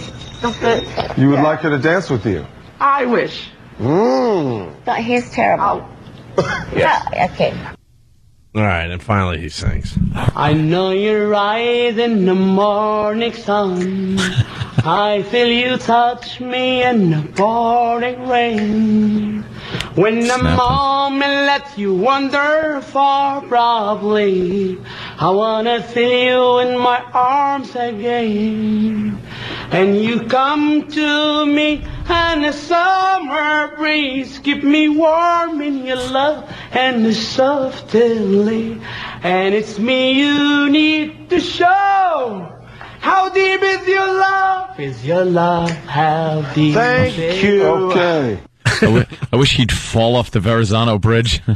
As far as Egyptians go, I'd rather hear Ayman al-Zawahiri sing. Well, but he doesn't know he's bad. That's the beauty of this kid. Well, I'm going to throw this one to Paula. I'm very impressed with how you phonetically learned the songs. It's very good. He doesn't know what that means.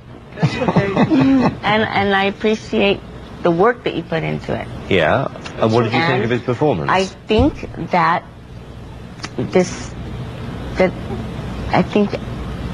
I appreciate you so much. Thank you. He knows and your that. hard work. He knows that as well. Yeah. But I do not think this is the competition. Why? It's okay. Why? Eileen, man. I definitely got to say no, man. Singing's not your thing, though. It's okay. That's good. Well, we like you, though. Thank you very much.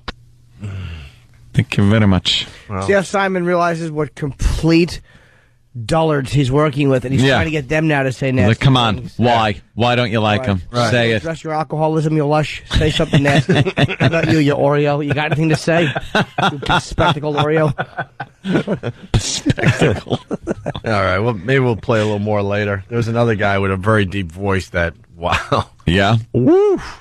We'll try to get to him in a few minutes. All right, so campaign songs. You got the big candidates, and they're all trying to get that one song that everyone can latch on to. The hit, the one that people link up, like Bill Clinton and Don't Stop Thinking About Tomorrow. Right. That was a biggie. We start with Mitt Romney. Mitt Romney. What do you think, Mitt Romney? What kind of song would Mitt Romney have? Paperback writer? Ling Ling. Oh, wait, Mitt Romney. Mitt Romney. He is a... Mitt Romney is a... you could probably figure out these songs. That's why this is a good exercise. What religion is he? He's a Mormon. Yes, a Mormon. So I would say it's something by the Mormon Tabernacle Choir. Well... Am I correct? I don't think his people would think that would be good. Universal. Right. It's going to be a little universal. Okay. So let's go with something from Crosby, Stills, Nash and Young. Wow. No. Damn, I thought I hit the lotto on that one. Wait. Oh, did you fake me out? I'm like, no way. Is it? How about you give us the band, because it's too, you never know, because they might not even have to like the song themselves. Well, in this case, the band's not going to get the job done. But think conservative music as far as living in the year 2008. Like you're trying to come up with a song. Oh, it's got to be country.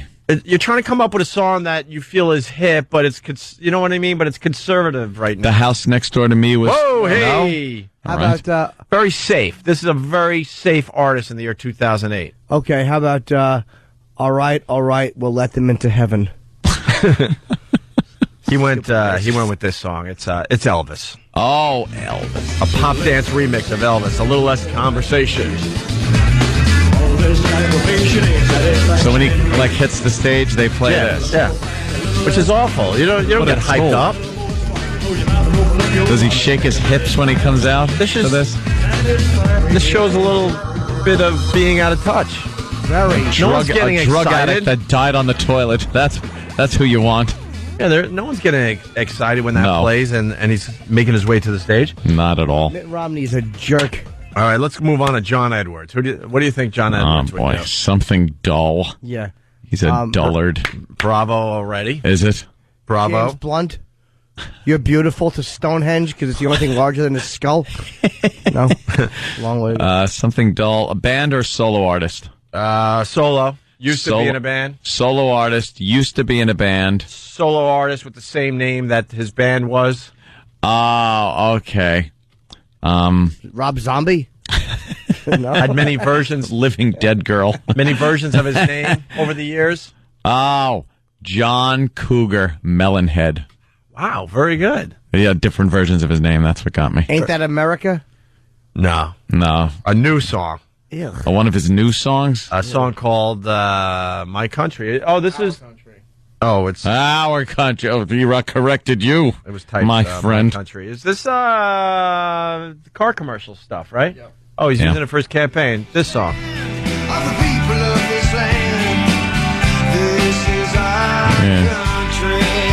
Little ditty about Jack and Diane. Oh, sorry. All right, enough of that. Wow, why? All right, whatever. Rudy G. Rudy Giuliani. I say Rudy's going for Sinatra. What's his official campaign song? You couldn't be further from the truth. I couldn't be further from the truth. How could he put 9/11 to music? I already know the song. Oh, do you? It ain't heavy, it's my prostate.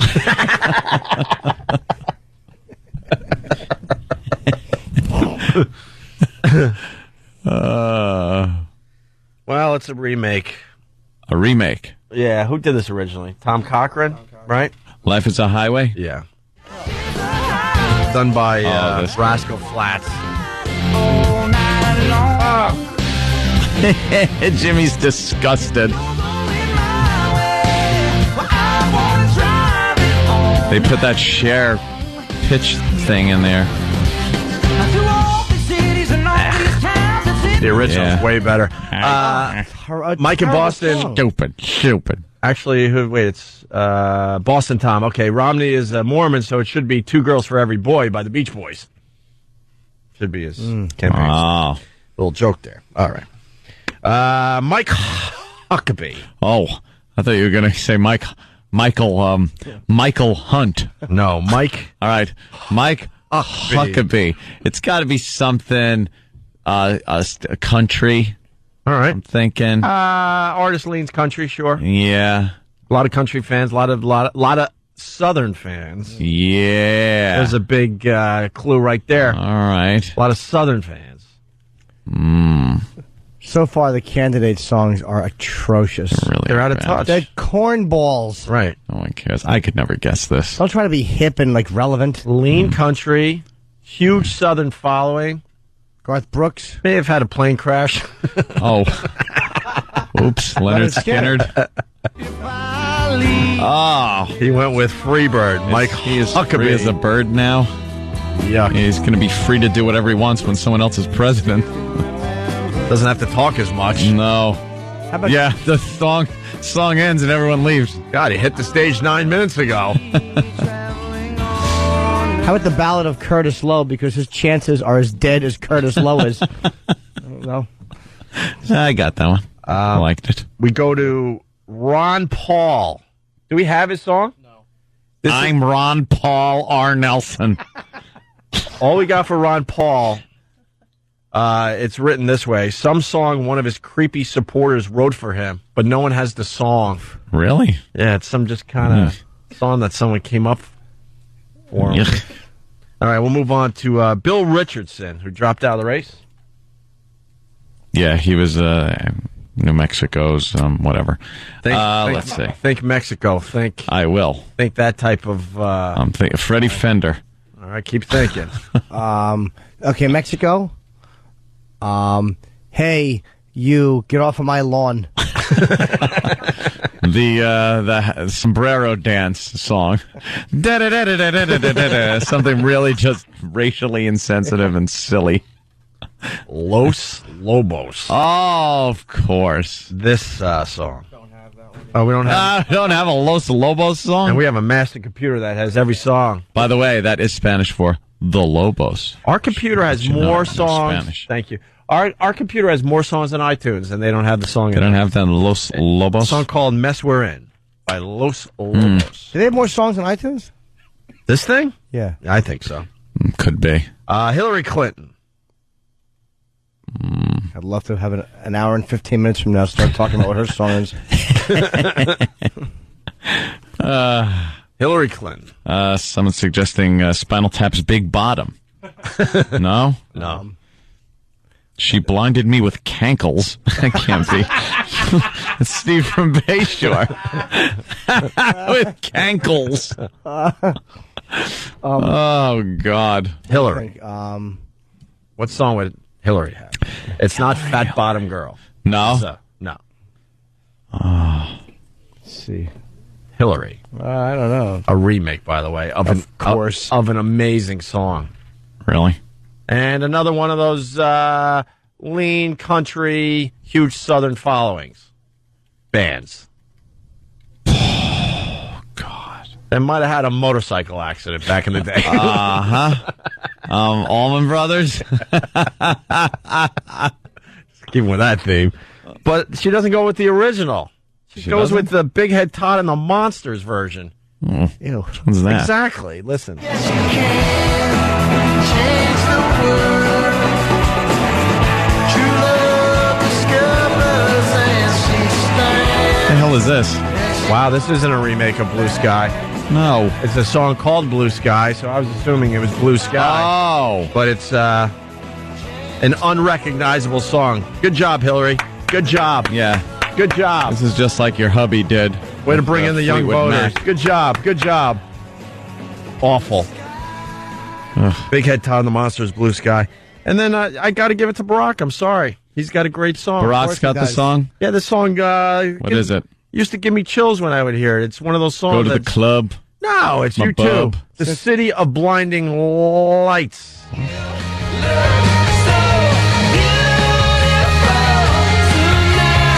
Doesn't make sense. No. What was looking beautiful for him? America. America. The City of Blinding Lights. He's all about America. It looks beautiful get to it him. Now. Yes. Before you laugh, look ugly in a photograph. Oh, I thought it was going to be that F the police. F the police. No? Should have went with a black artist. He Don't should have. try to go with U2 like you listen to him. Come on. Go with something you enjoy. He's just trying to win over white Maybe he America. does listen to you No, too, he though. doesn't. Black people like black artists. White people like white artists. That's what my father says, and that's the way it is. Then explain Billy Preston. Who is that? Fifth Beatle. Was he? Really? Well, he was in there. He mixed it up with the Beatles. All right. Huh? Sorry, every time I hear the Beatles now, I just think of poor George Harrison I know. as old Puddinhead. It's so awful. Leaky ears. He's trying to sign a guitar. Hey, I think we could squeeze this in. Remember, I suggested the other day, I think it was like, Monday. Good job, guys. that we go on the street and just ask who they're voting for, Yeah, why. yeah. And this is where it just gets scary because these candidates are working really hard to get their message out there, and in the end, it doesn't mean nothing. People don't know what the People are going to vote for Barack because he's black. Cult of personality, man. There are people out there that won't vote for Barack because he's black. There are people that will vote for Hillary because she's a woman, and vice versa. They won't vote for her because she is a woman. Right. And Rudy Giuliani, they're going to vote for him because he did well during 9/11. That's what it basically comes down to. They could babble all they want on TV, but in the end, a majority of the voters are just voting for ridiculous reasons. Yep. Okay? And I think this proves that. What's your name, sir? Eric. And registered Democrat? Yeah. Are you leaning towards... But even if I wasn't, I mean, with the person we have now, the two characters, if it was the opposite, I would vote Republican. It's just, I want this mess over with. What a lousy two... It was bad. So as better at this point. I want to punch that gentleman. Yeah, he never really got some to reason. his Very answer. annoying. But that guy gets a vote. That guy gets a vote. He gets the vote. I think we got part 2 of this guy, hopefully. Yep. Okay. As a registered Democrat, your obviously two main choices right now are Hillary Clinton and Barack Obama. I guess, or Ron. Yeah. So is there one way you would lean, or... this is another classic story. This is really weird. You got a person who's a black man running for first time, and he's not actually black. He's a mix. The way I look at it. And then you got a first woman. So you put that together. That's a real. And I think they're both great people. That guy gets a vote, and he will be voting. By the way, this is Matt's bid. You got a bid, Matt. Finally. Yes. Hey. Turn Matt's got a bid. You should do this every week. All right, cool. With that guy. Every few days, you should just hand in, your latest crop. You know, a guy like that would be great, though, to talk to on a regular basis. Yeah. Imagine that idiot's take on anything. Oh. Yeah. Can't even talk about it. He's like this. He's a mix the way I see it. The way you see it? Yeah. Okay. What, cross-eyed? Through Mobangs?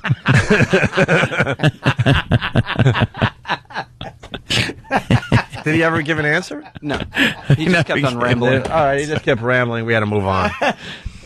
Put the tree in front of it. It's time for the family photo. Make him stand behind the fern.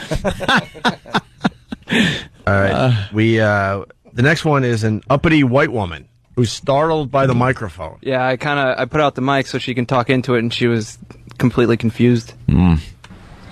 Just 30 seconds to a minute. Who you're voting for and why. Just a little survey we're doing. What? So it's radio, ma'am.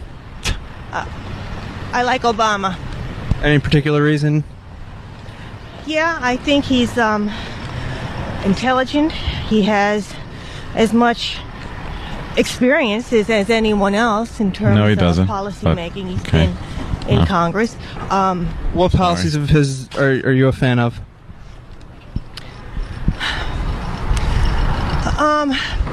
I like the fact that as much as he is against the war, he is not advocating a 60-day pullout, which to me feeds right into the enemy. She gets a vote.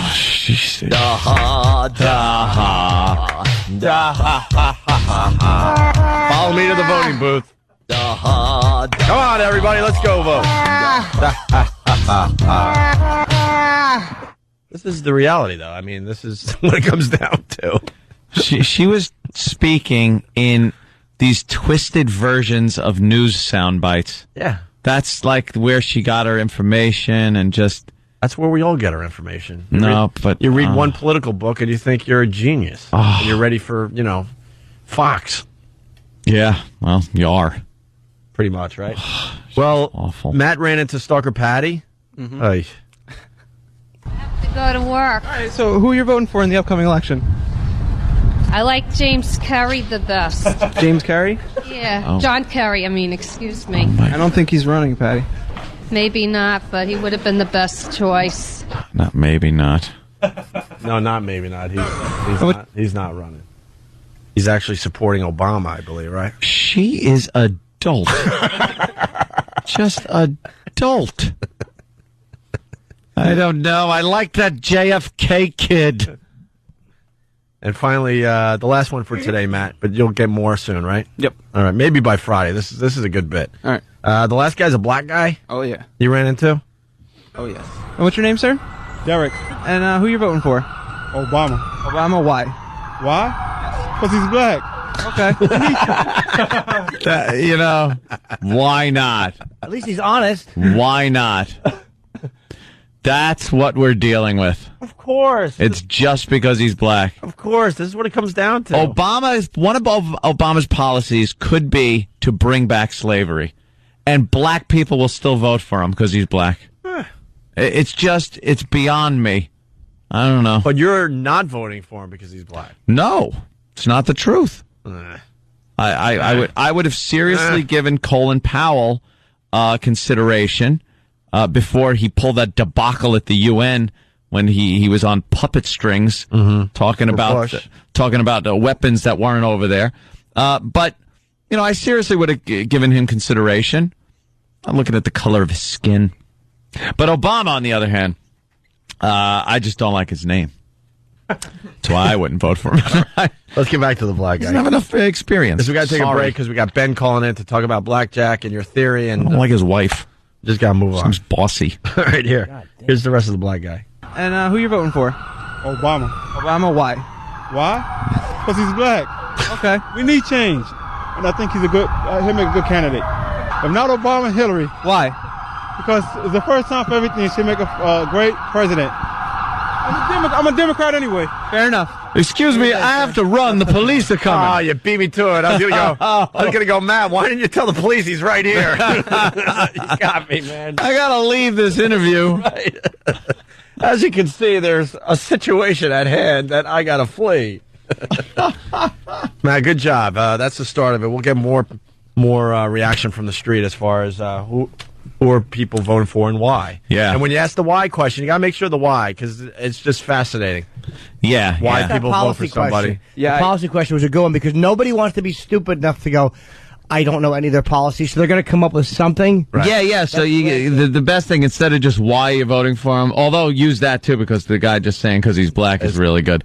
But maybe after that, go, well, what policies do you agree with or like? And I like the fact, if you say it like you're challenging them, that's bad. If you say like, oh, cool, which one of their policies would you, like if you do it like you're agreeing with them, and maybe we could have something like, with each candidate, you have one thing that you know that they're not for, but you say, how do you feel that since he's come out and said this, even though he said the polar opposite, just see if they catch on. Does that make any sense? But it can't be too obvious. Matt's on it. Matt's doing a good job so far. I tried to keep on, keep pushing them forward and forward to see if I can catch them in a complete liar. Okay. Just so they know what they're talking about. If they're just making stuff up to try to sound smart. You just ask enough whys or why is that, and people will just lose their mind and just start babbling. But ask it like this: why? Why? But why? Why? Just keep going. But why? And they give the answer and go, well, why is that? And then they give that answer and you go, but why? I don't know. I don't know. We want every interview to break down to, okay, I just don't know anything. Stop asking me. I thought I sounded smart for a soundbite. All right, Ben Mesrick on the phone next to talk about Blackjack and Anthony's whole thing. This is... Thank God. This is taking on a little bit of a life of its own. Yep. Your theory and the debating that's been going on the last couple of days. We'll explain to the newbies if you haven't heard after the break. Opie and Anthony. We got to get right back into this. It's the Opie and Anthony show. Moving by very quickly today. We got Ben on the phone, Ben Mesrick, or Ben Mesrich. Always pronounce his name wrong. Mesrick, you think? Mesrick. Yeah. He wrote Bringing Down the House. He's got that movie, I think it's called 21, starring Kevin Spacey, that's coming out. The trailer did really well, I'm hearing. Did it? Yeah. Yeah. Online or whatever. Ben, what's going on? Hey, how you doing? What's up? I'm doing good, man. Getting ready for the movie and everything. Yeah, when's the movie coming out? The movie comes out March 28th, but we're opening the South by Southwest Film Festival on March 7th in Austin. So. And this is the movie based on Bringing Down the House, but you had to change the name, right? Yeah, it's based on the book I wrote about the MIT kids who took Vegas with their blackjack scheme. Right. And we had to change the title because there was already a Bringing Down the House with Queen Latifah. Oh, yeah, that's right. Crap. Oy. Stupid white guy Steve Martin, wacky dancing should be shot. Yeah. All right. But, you know, when we get closer to the movie, we'll have you back in and we'll do the big promotion. But you're an expert on blackjack, and that's why you're calling today, because our pal Anthony, I think you know because you've been on the show a few times, he likes his blackjack. Yeah. No, he doesn't like his blackjack, Jimmy. He loves it. Yeah. Anthony loves blackjack, and he's a high roller. You know, they just flew him up to Mohegan Sun. He's considered a whale, basically. They want their money back because he took them for a few. And Anthony plays high stake, and he's got this philosophy. I guess Anthony could explain it. I'll explain it. And I want to get your reaction to this. Of course, Ben, you'll know exactly what I'm talking about, but explain it to the listeners. I had a little bit of an issue with a gentleman that sat down. I'm making pretty big bets there. I'm sitting there. I'm betting 2 spots, about $6,000 a spot. So I'm betting like $12,000 for each hand that comes out. And some guy comes over, and he plays the minimum, which I think was $2,000 or something, $200, I'm sorry, at that table. And he's not playing smart. He's not playing by the typical rules of blackjack. The dealer is showing a picture card. He's got a 13 or a 14, and he's staying. Okay. I'm sitting there now freaking out going, this guy's a loose cannon. I don't need that. I'm playing against the dealer. I don't want to have to play against this guy and the dealer. And it's pissing off the table. Everyone else in this studio is saying, why should that matter? What does that do? It doesn't change the cards. What if it works out in your favor? I go, it could. It does. It has in the past. But on average, I don't like that happening because he's going to screw me. Right. Well, you know, here's the thing. I mean, if you're getting into a groove and you're feeling good and everything, he can, you know, throw you off your game. Statistically, mathematically, he's not really going to screw you. Statistically or mathematically, it doesn't make a difference. Right. But you know, in most, like, good casinos, if you're playing that big, you could probably, you know, the pit boss wouldn't necessarily let him sit there. Exactly. If he's messing with your play, you know, it can take you off your game, and also if you're card counting, it can make a difference.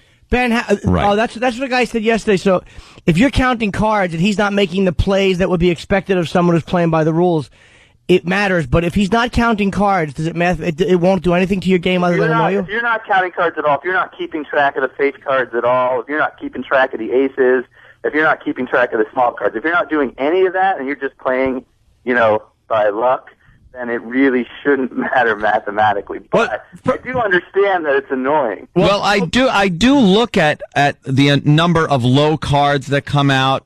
If you're keeping a good track of low cards, and you've got a guy who's not taking when you think he's going to take a low card, and that changes the way you think, but really, it shouldn't make a big difference mathematically. Well, Ben, I want to jump in. I understand what Ant's talking about on an emotional level because you want to focus on what you're doing and stuff, and this could take you off your game, and you're getting pissed off at this guy because you feel like he's not playing it right, and that's going to distract you to the point where maybe you start making dumb bets and things like that. You're just not focused.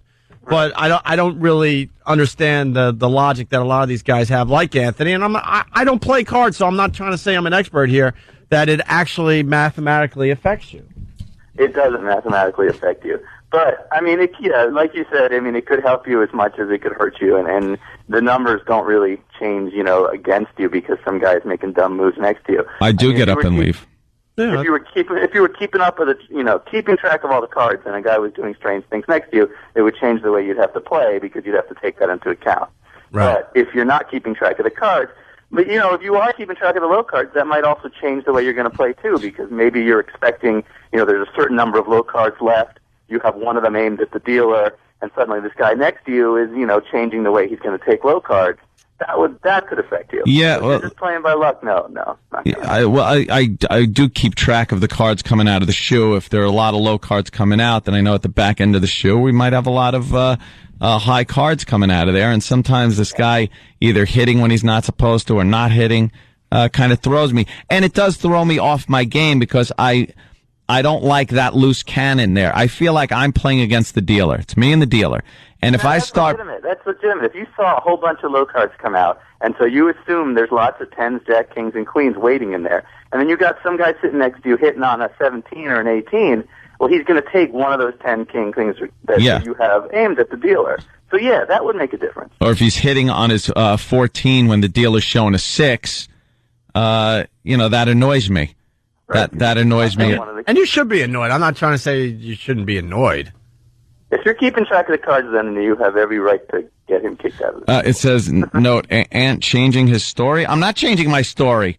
I'm finding out. The listeners are getting to him again. I'm finding out that Ben says, and he's an expert, that it doesn't legitimately affect the odds of of you winning or not. So having this loose cannon sitting next to you, you still have the same odds of either winning or losing the same amount of money as you would if you had a guy that was playing by the book. If you're just playing straight blackjack basic strategy, then it shouldn't make any difference to the odds, because your odds are going to be about 2.5% down. You're going to lose 2.5% pretty much every hand you play on average. And no matter what this guy next to you is doing, it's not really going to change, because it's just random if you're not playing, keeping track of the cards pretty much. Why is it such a taboo then to have these idiots sit down next to you? And why in the high roller room will they really frown upon having these guys at the table? In a high roller room, they want to do everything to keep the guys like you playing. They don't want you getting up from the table annoyed.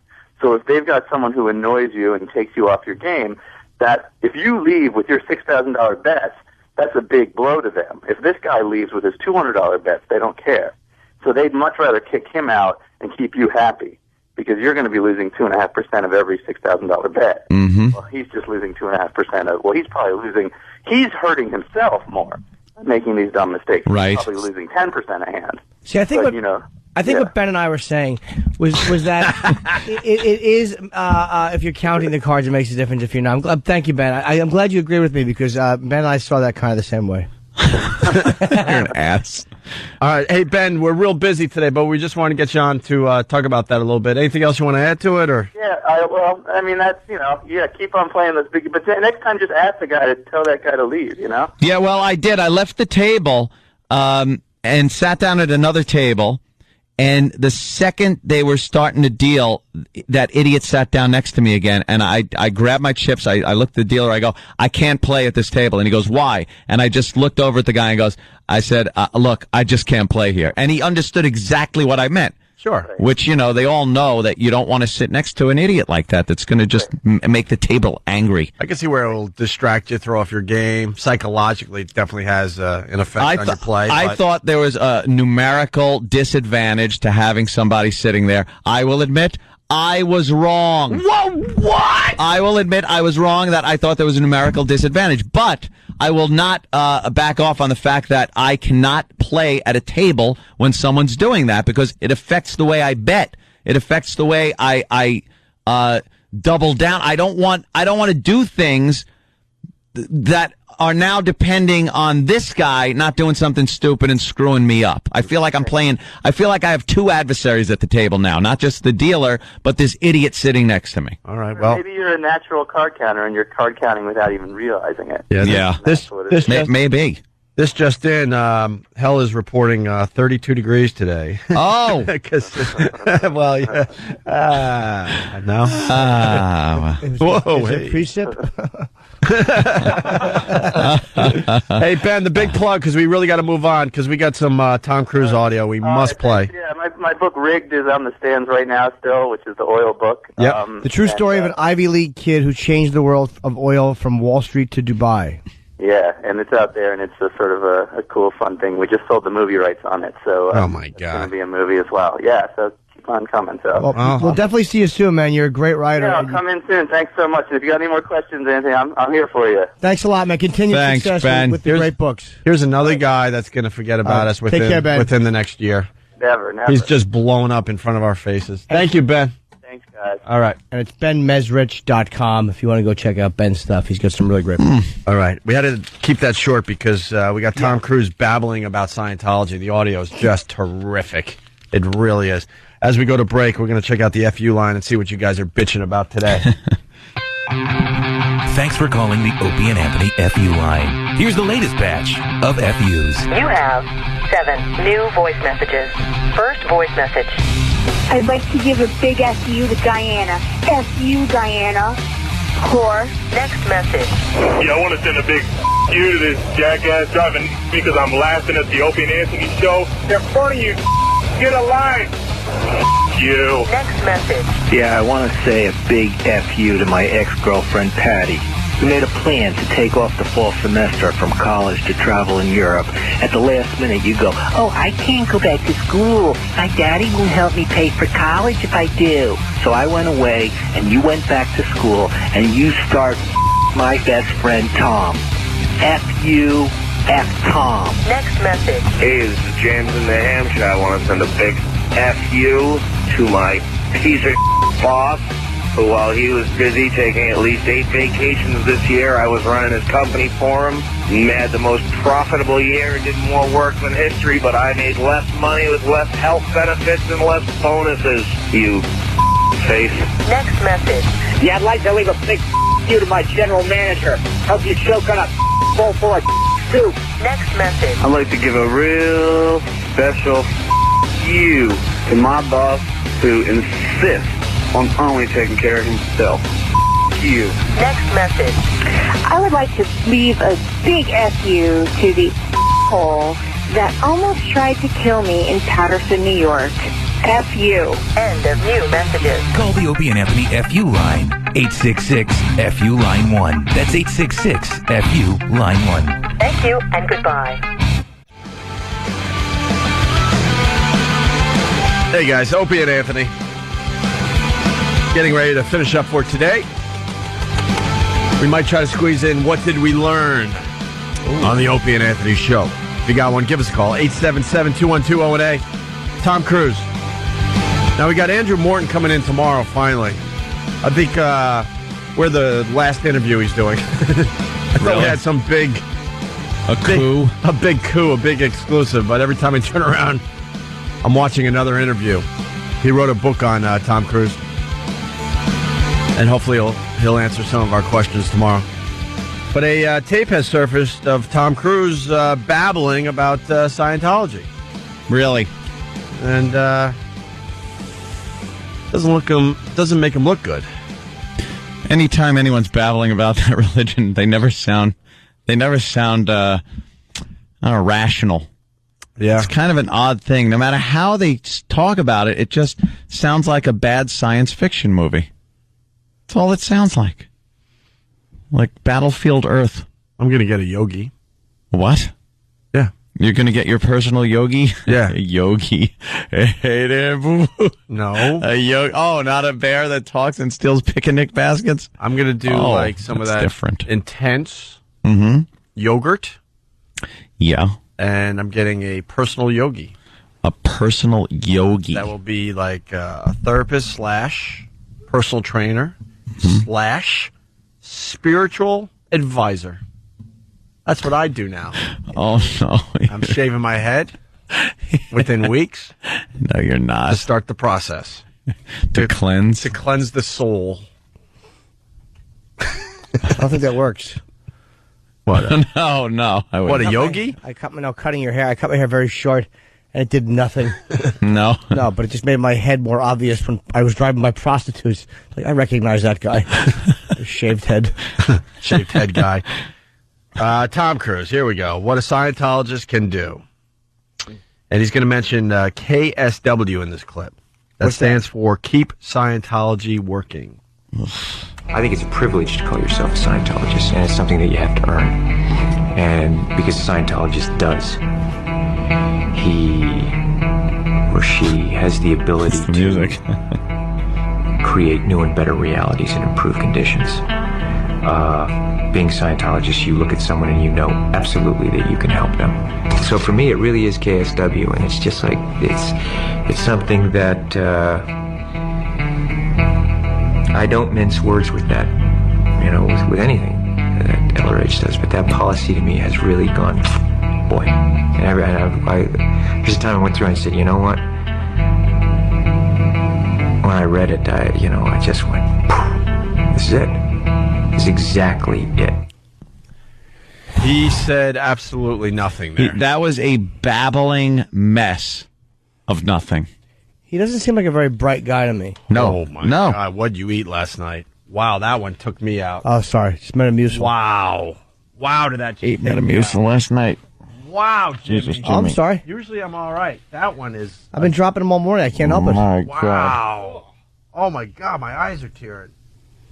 Well, wow, that hit me bad. He just doesn't... He seems like... Scientology to me seems like a fairly... It seems fairly like...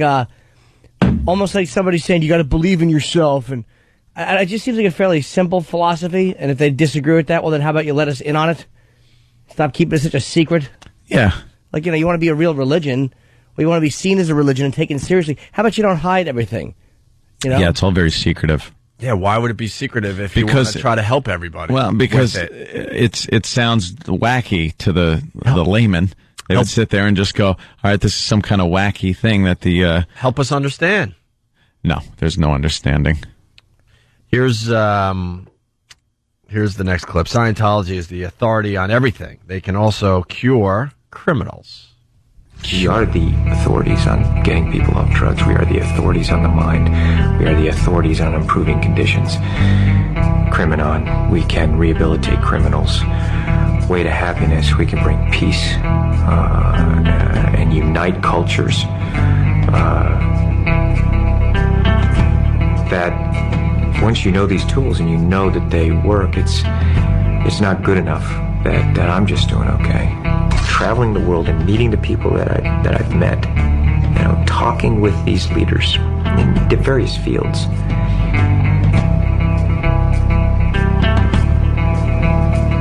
They want help, and they are depending on people who know and who can be effective and do it, and that's us. Just a pompous jerk-off. He sounds like a pompous jerk-off. It's not saying anything. Especially when it's almost like this, we are the ones who can do this. It's like, well, there are 12-step programs, you dummy, who have been helping people free of charge for many years. Mm-hmm. No dues or fees. Stop it. I'm not saying Scientology can't help with addictions. Maybe you can. But I think anything can for somebody. Yeah. It's a goofy thing. Enough people are into it where it has some legitimacy, but it just seems a little wacky. I just don't like them. They seem so arrogant. Yeah. You're not these geniuses that are saving the rest of the sheep. They think they are. And God, that irritating. Isn't it more of a cult? I don't know. Because it's very exclusive. They don't want too many members. I assume. It's like a video game. You got to level up. Right. You start off at this lower level, and then as you get rid of these thetans, they hook you up to a machine, and they're able to test how many you still have in you, and you go up to these levels, and the higher your levels go, it is said that the more money you contribute, the higher your level will go. So this isn't a religion for poor people. No.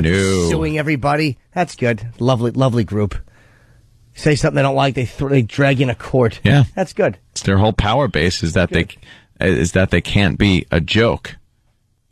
So if people start joking about them, making fun of them, they're going to lose their power base. Do they understand how South Park humiliated them?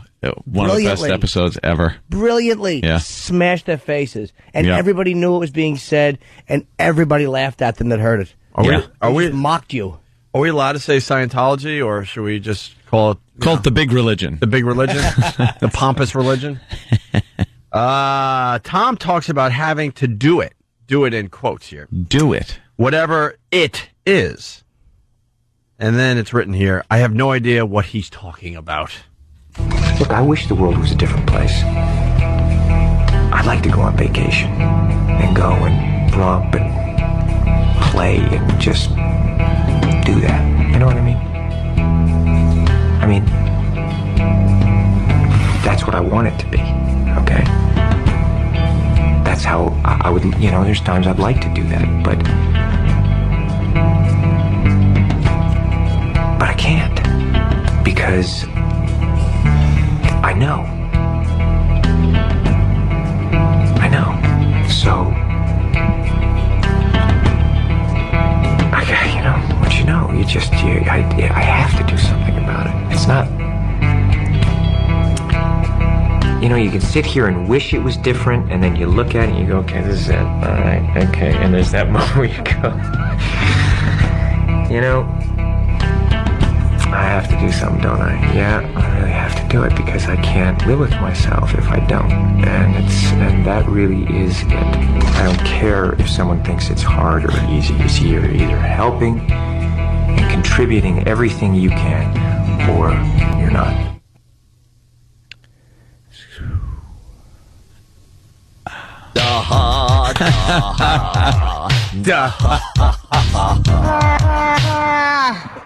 I don't know why.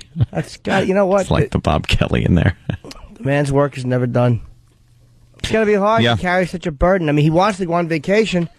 Tom doesn't have time. He can't. Too busy. helping. He has time to live in an amazing mansion in Beverly Hills, though. He's helping Hope. I mean, sure. I mean, making movies like Mission Impossible 3 is helping. That's helping people. Let's say hi to John in Kentucky. John. Hey there, Jan. Hey, how's it going, guys? I'm the guy who accidentally groped his father-in-law when we were talking about embarrassing stories. Oh, yeah. What's up? Jimmy. Yeah. Not much. Jimmy, Yes. I got to thank you. You're the first person who ever made my mother-in-law shut up and walk out of the room with your HBO special. I thank you, swear to God. You're welcome. I'm glad she didn't like it, the old bag. Thank you, sir. Oh, it was fantastic. Me and my boys were rolling on the ground. Good, thank you, buddy. I work for the Church of Scientology. I'll not say where, just in case they come after us. They first thing they teach you, there must be fair and even exchange on everything. It's all about the cash. To get your bridge is what they call their clear. It costs $250,000. Really? It's all cash, and they won't let you talk to other people. That's how they control you. You can't talk to other people because it'll blow your bridge, and you won't be able to be cleared. And is what they call saved. Yeah. Wow. You know, we could discuss Scientology for 3 hours, and I'll still be completely confused, dumbfounded. We had a guy show up. Made up science fiction story, but it's made up too recently to be taken as a serious religion by a lot of people. You know, you got to have made up stories from a long time ago, from ye olden times, right? Like Jesus. There's an alien frozen in a volcano in the earth. Yeah. There's an alien frozen in a volcano. They think that? Yeah. What's the matter with you, Jimmy? Of course. Crazy. All right, sir. Thanks, buddy. Yeah. I just, if they don't want to be mocked, because people really do look at them like a cult and like, ugh. Like, that's people's reaction. Ugh. Yeah, I'm a Scientologist. Oh, are you? Are you? Yeah. Why don't people explain themselves? Why don't you explain Scientology a little more? And I mean, Tom Cruise, look, I like him as an actor, but he's not the best spokesman. He comes off as extraordinarily condescending and pompous. Matt Lauer chewed him up in that interview. It was great. He was being glib. Very, very smug. Very, I'm informed and you're not. And it's like, hey, pal, the rest of us aren't sheep. Yeah. You haven't spent your life studying brilliant things. Your job is to say things that other people have written and look handsome. And you do both very well. That's what he does. But without a script, when he's just babbling like that, wow. Nothing. Let's say hi to Anthony in Jersey. I'm trying to find some excerpts from the Morton book that we got him coming in tomorrow. Andrew Morton's book on Tom Cruise. Go ahead, Anthony. Hey guys, how you doing today? Good. I just watched literally last night a DVD. It's called An Introduction to Scientology by L. Ron Hubbard. It's the only interview he gave, and he made no sense. I got done watching. It's supposed to answer all the questions of what Scientology is. I had no friggin' clue what the hell he said, except it raises your IQ, and that's it. And the way they talk, I'm like questioning that. Raises your IQ. I've never heard a person, like when Scientology, when the Dianetics, I mean, there's a lot of good advice, I think, or good basic advice in there, but I've never heard a person who I think is intelligent explaining Scientology or making me go, all right, that makes some kind of sense. Or that really seems like it's inspiring. I don't know how they suck these people in. I think people are dumb. Well, we all want a little of that hope and a little of that faith. So is that what it is? I think it's kind of easy, actually. Andrew Morton coming in tomorrow, talking about his Tom Cruise book, page 278. Allegedly, Katie signed a Scientology contract that fundamentally changed her human rights and those of her future children, requiring that if she or any of her children were ever to suffer from mental or terminal illness, they must turn only to Scientology's treatments. She must never use psychiatric care or psychiatric drugs. Morton goes on to repeat the sketchy tabloid rumors that Tom bought a fetus learning system that was strapped to Katie's stomach and that he fitted Katie's cell phone with a tracking device so that he would know where she was day and night. Without naming his sources, Morton, this is some of the stuff hopefully we'll get to tomorrow, spins the following yarn. Some Scientology sect members sincerely believed that Katie Holmes was carrying the baby. Do you got any Austin Powers sound effects over there? That Katie Holmes... Oh, damn it. Yeah, was carrying the baby. Carrying the baby. Who would be the vessel for L. Ron Hubbard's spirit. Wait, what? When he returned from his trip around the galaxy. Wow. True believers were convinced that Tom's spawn would be the reincarnation of L. Ron Hubbard. God, they so badly want a Christ. Some fanatics even wondered if the actress had been impregnated with Hubbard's frozen sperm.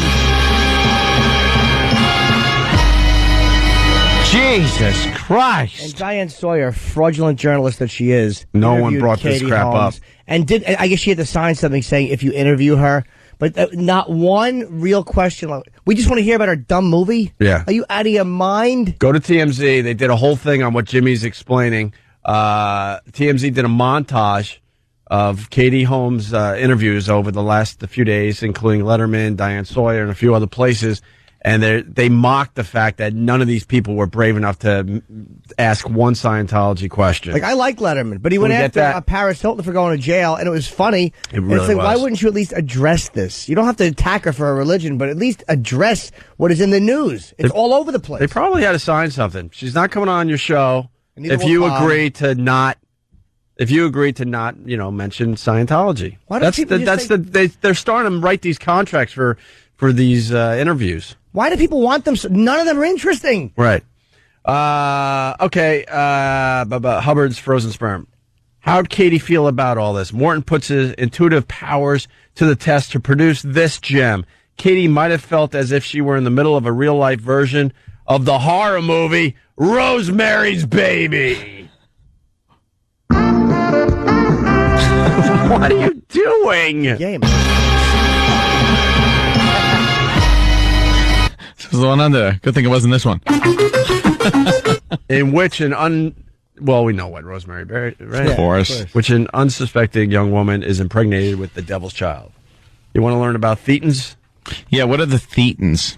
Operating thetans, scriptwriters, Scientology, over him, acting, when Tom... the most important is when Tom accepted an invitation to the Scientology Gold Base in the California desert, a secret location, by the way. Of course. Head honcho David blah blah allegedly announced to his staff, the most important recruit ever is in the process of being secured. His arrival will change the face of Scientology forever. Wow. Yep. Just like Judaism and Catholicism. That is something. Here's more Tom Cruise running out of show here, talking about Scientology. Okay. Because I'm carrying my load. All right. And only that, as much as I'm carrying, I still feel like I got to do more. All right. There's still a thing of, let's go. You can just see the look in their eyes. You know the ones that are doing, and you know the spectators who are the ones that are going, well, it's easy for you, or what am I doing? And it's just, that thing is, I've canceled that in my area. It's like, man, you're either in or you're out.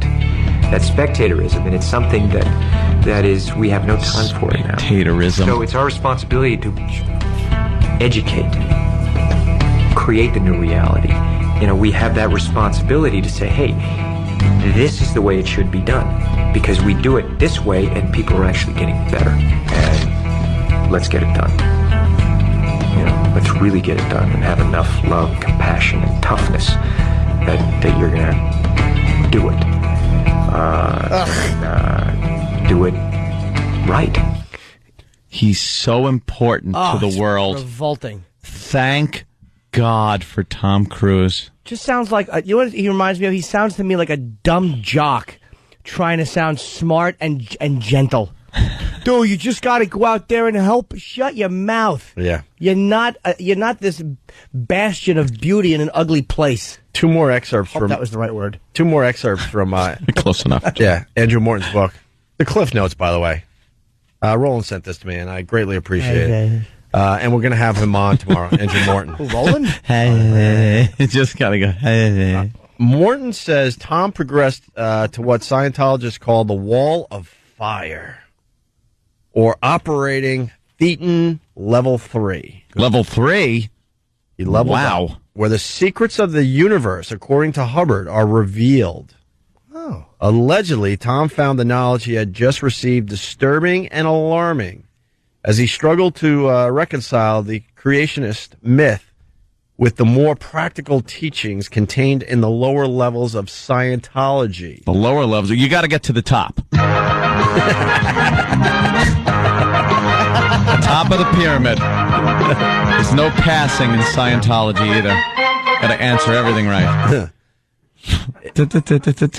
It was recalled that around this time, relations became ugly between David, the big guy over there, and the Hollywood actor. Tom complaining that he had studied all these years and the whole faith was about space aliens. Space aliens. So he was like, what the F am I doing? However, Tom's disenchantment didn't last long. Morton writes that by 2004, Tom reached the exalted level of operating Thetan level... Level what? 7! Wow! 7! That's great.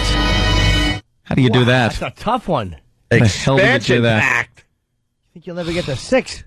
How do you do that? Expansion pack. Expansion pack? Where Hubbard promised that man would become... What?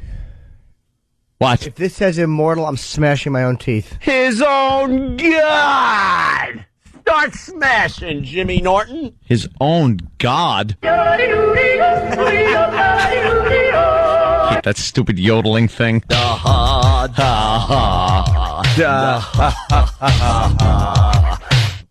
Yes, his own God.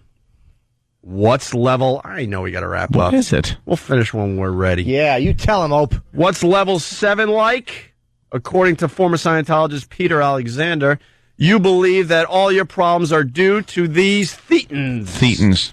So when you come back into reality, you're like, wow, this is a nice day. My dog's been killed, but that doesn't matter. I realize that I am a being who has lived endlessly, contacting all those long-lost body Thetans. So nothing is really a problem. That's great. Mm-hmm. Well, they just trying to take the piece of Buddhism and mix it in with something flashy? With aliens. With space aliens, with a science fiction book. It's Space Invaders. Yeah, that's all it is. Yeah. All right, the final clip, it's quick, and then we'll get out of here. Everyone's panicking around here. This is the last thing from Tom Cruise talking about Scientology. Tom thinks about all the people that are depending on, long pause, almost says me, but then says us. Oh, thank God. I want to know that I've done everything I could every day. And I think about those people out there who are depending on us. And I think about that. And it does make me feel like, man, we got more work. I need more help. Get those spectators either in the playing field or out of the arena. Then who's watching? Yeah. What do you think? You're the only one doing something stupid? On the playing field or out of the arena, there's no audience there. Everyone's playing, then the game is stupid. Isn't he talking about the big game? I'm talking about the big game. You get in trouble. Just more dumb jock talk. You got to use arena and spectator now. Shut up. So, we obviously get him on the phone. Let's go to Charlie in Jersey. He sums it up. What did you learn on the Opie and Anthony show, Charlie?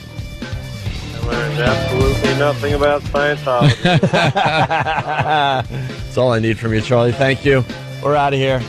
Quick out today. We'll see you guys over at XM. If not, do what you're going to do. What do you want from me?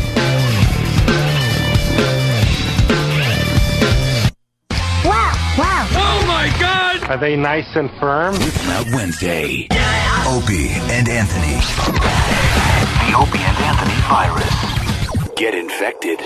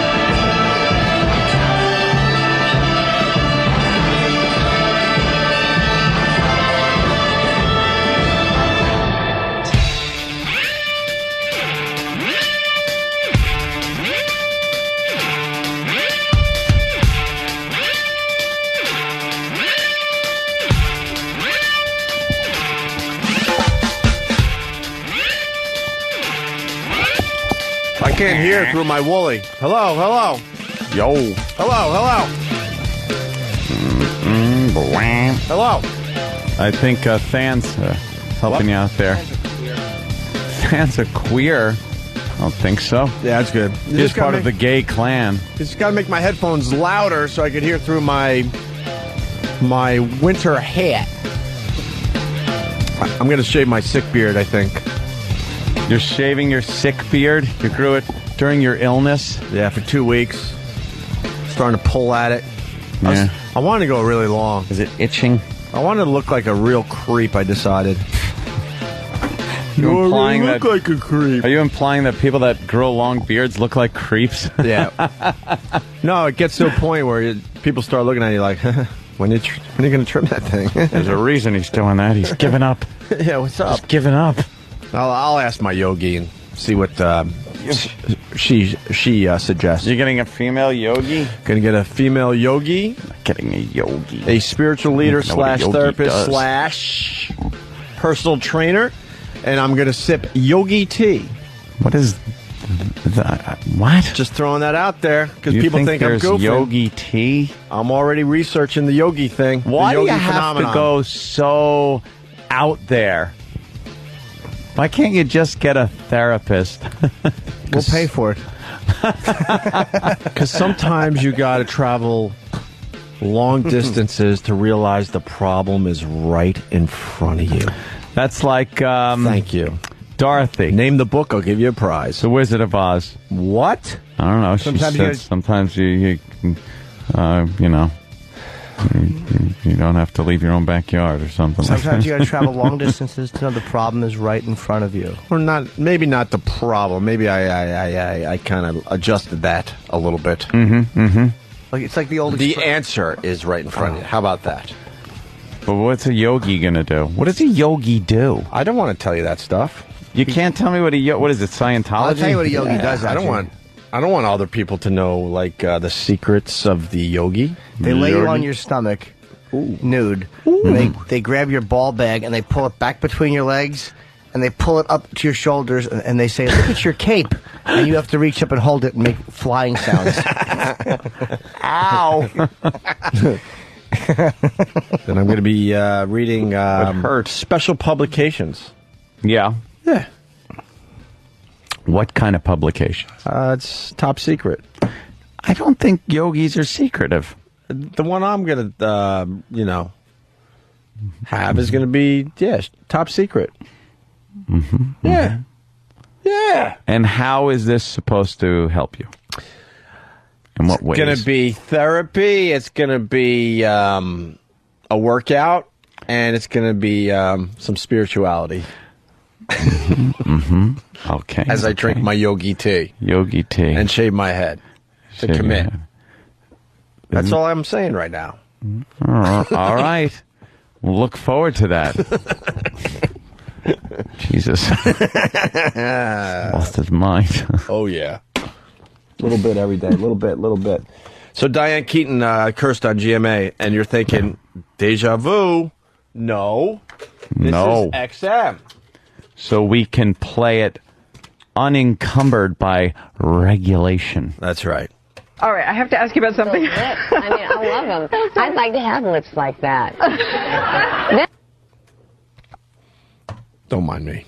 All right, I have to ask you about something. Yogi. I mean, I love them. I'd like to have lips like that. Then I wouldn't have worked on my fucking personality, or my personality. If I had Also lips like a yours, crime. I'd be better Also off. a crime. My life would be better. I'd be married.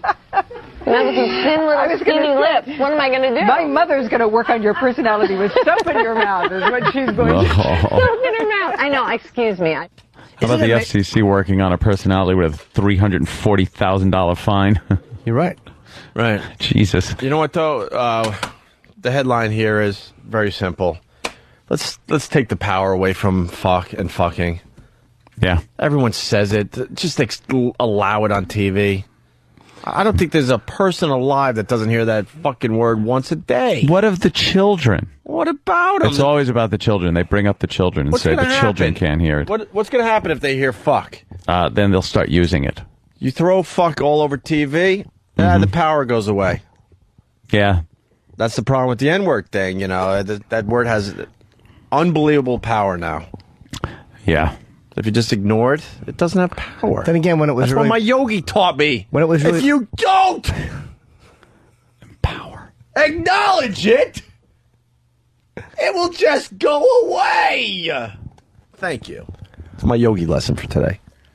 I have to disagree because when the word nigger was being used, we're saying the N-word on XM, it's fucking ludicrous. Yeah. When that word was being used in a place where it was totally acceptable. Oh, well, yeah. It was kind of, you know what I mean? It was like, Yeah. It had power and it had meaning and it was bad then. Yeah. Like, it was a lot worse then than it is now. Yeah. That's for sure. Yeah. But the word fuck. Fuck's different. I don't know. I don't want that word just being thrown around willy-nilly. But it is being thrown around. But everyone throws it around. Yeah, but it's still kind of fun to use. I don't want it to become the word the. So you want it to have that sting. Yeah, it's got to have a little impact. Yeah, all right. I see it that way. Fucker, you know. I see it that way. Do you ever refer to your cock as a fuck stick? No. No, Jimmy, no. No. Do you, to, like, girls? Girlfriends? Yeah. Say, take my fuck stick? My entire fuck stick? Use it in a sentence, Jimmy. Give us a good example of how you use that in a sentence. Here's some fuck stick for you. I don't think that. And what does that do to girls? They get real wet and crazy. Cool. Yeah, I yelled that at them while I'm inside pounding. Get her done! Get her done! It's always nice to be welcome. Oh, hey, what's up? Larry the Cable Guy. This is Larry. Or is it? Huh? Is it? You ain't gonna believe what just happened to me. What happened? Well, I'm on my way, honest to God, I'm on my way to a funeral. Yeah. And I'm driving down the road. My grandpa passed away. He got a prostitute, and when it was done, he went to light a cigarette, and his oxygen tank exploded.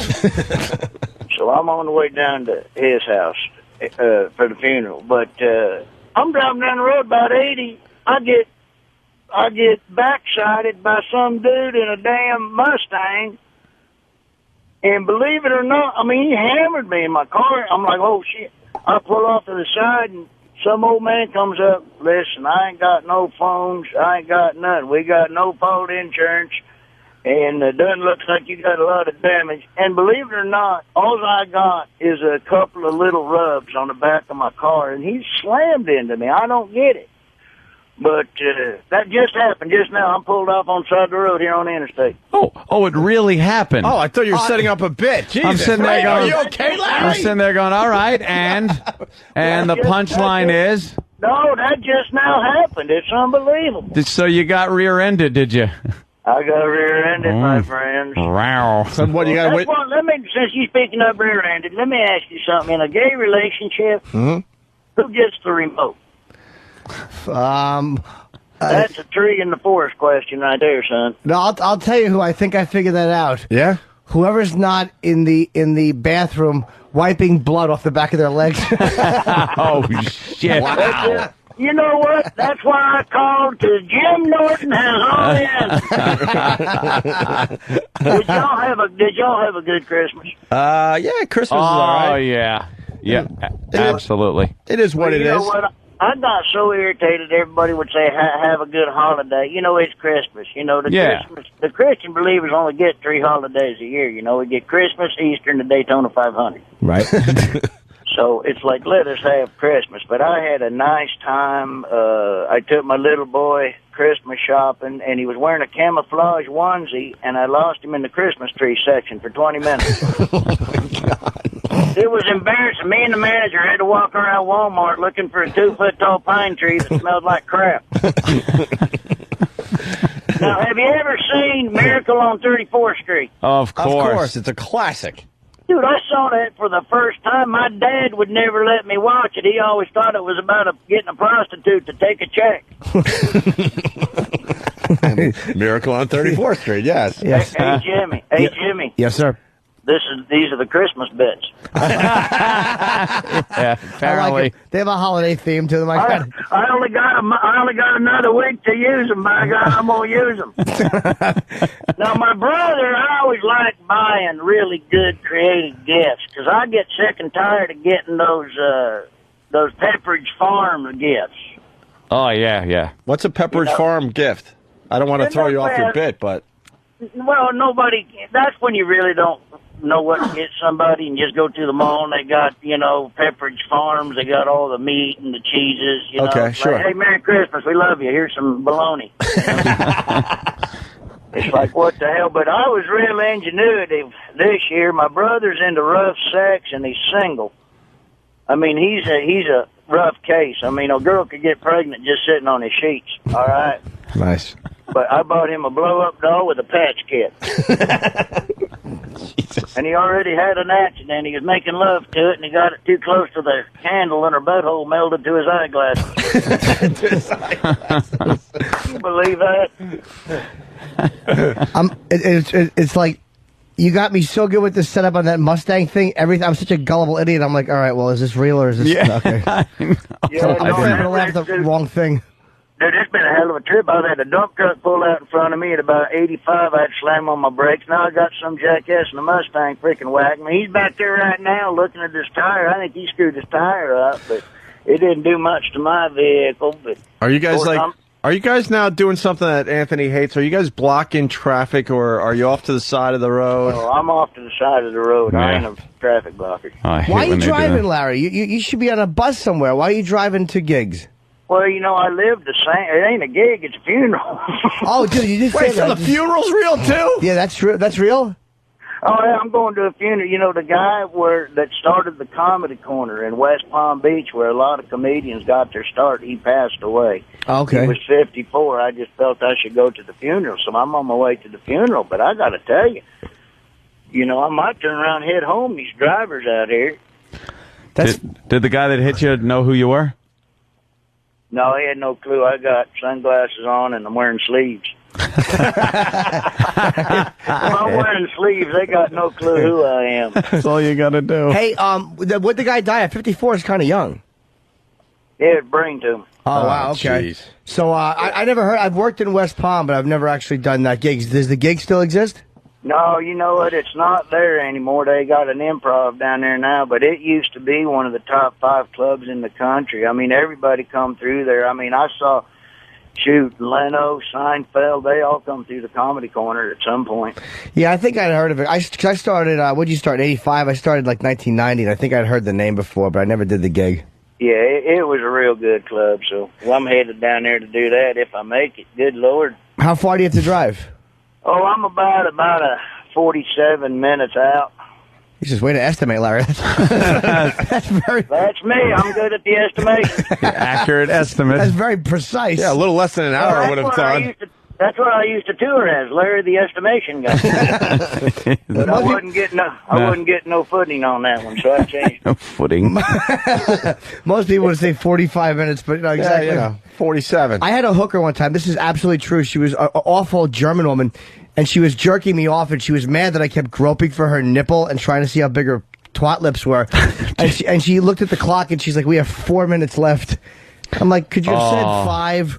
Or we have a couple?" But you know, 4 minutes. How exact is that? You fucking. She's counting the seconds in her head. Of course she is. You fucking. That's why. 4 minutes. Yeah, 4 minutes left. Oh, Jesus, baby. What'd you get done in 4 minutes, Jimmy? Anything good? No, I actually didn't finish. That's the truth. You just said "fuck this." Yeah, and I dismissed her, and she thought she wasn't going to get paid, but I paid her. Hey, Well, I tell you what, I'm getting. I got to go see a doctor or something. My memories. I was having sex with my wife the other day, and we was 2 minutes in, and I thought, now why did I come in here? Believe me, but no, I'm driving back after. It's supposed to rain up in Sanford where I live, which is a real weather coincidence because it looks like my wife and Sanford are going to get 3 inches by 5 o'clock. Hey, dude, you've been married for how many years? I've been married for 2.5 years. Oh, so you got married after you were like already, I almost said a big sensation, and then I realized I'm not 65. So you got married after you were like really famous? Yeah, I did. I got married right when I hit. I'm glad. Hey, I'll tell you what, I'm glad I did too, because there's some. I'd be getting in some trouble if I wasn't married. You think so? You call that trouble?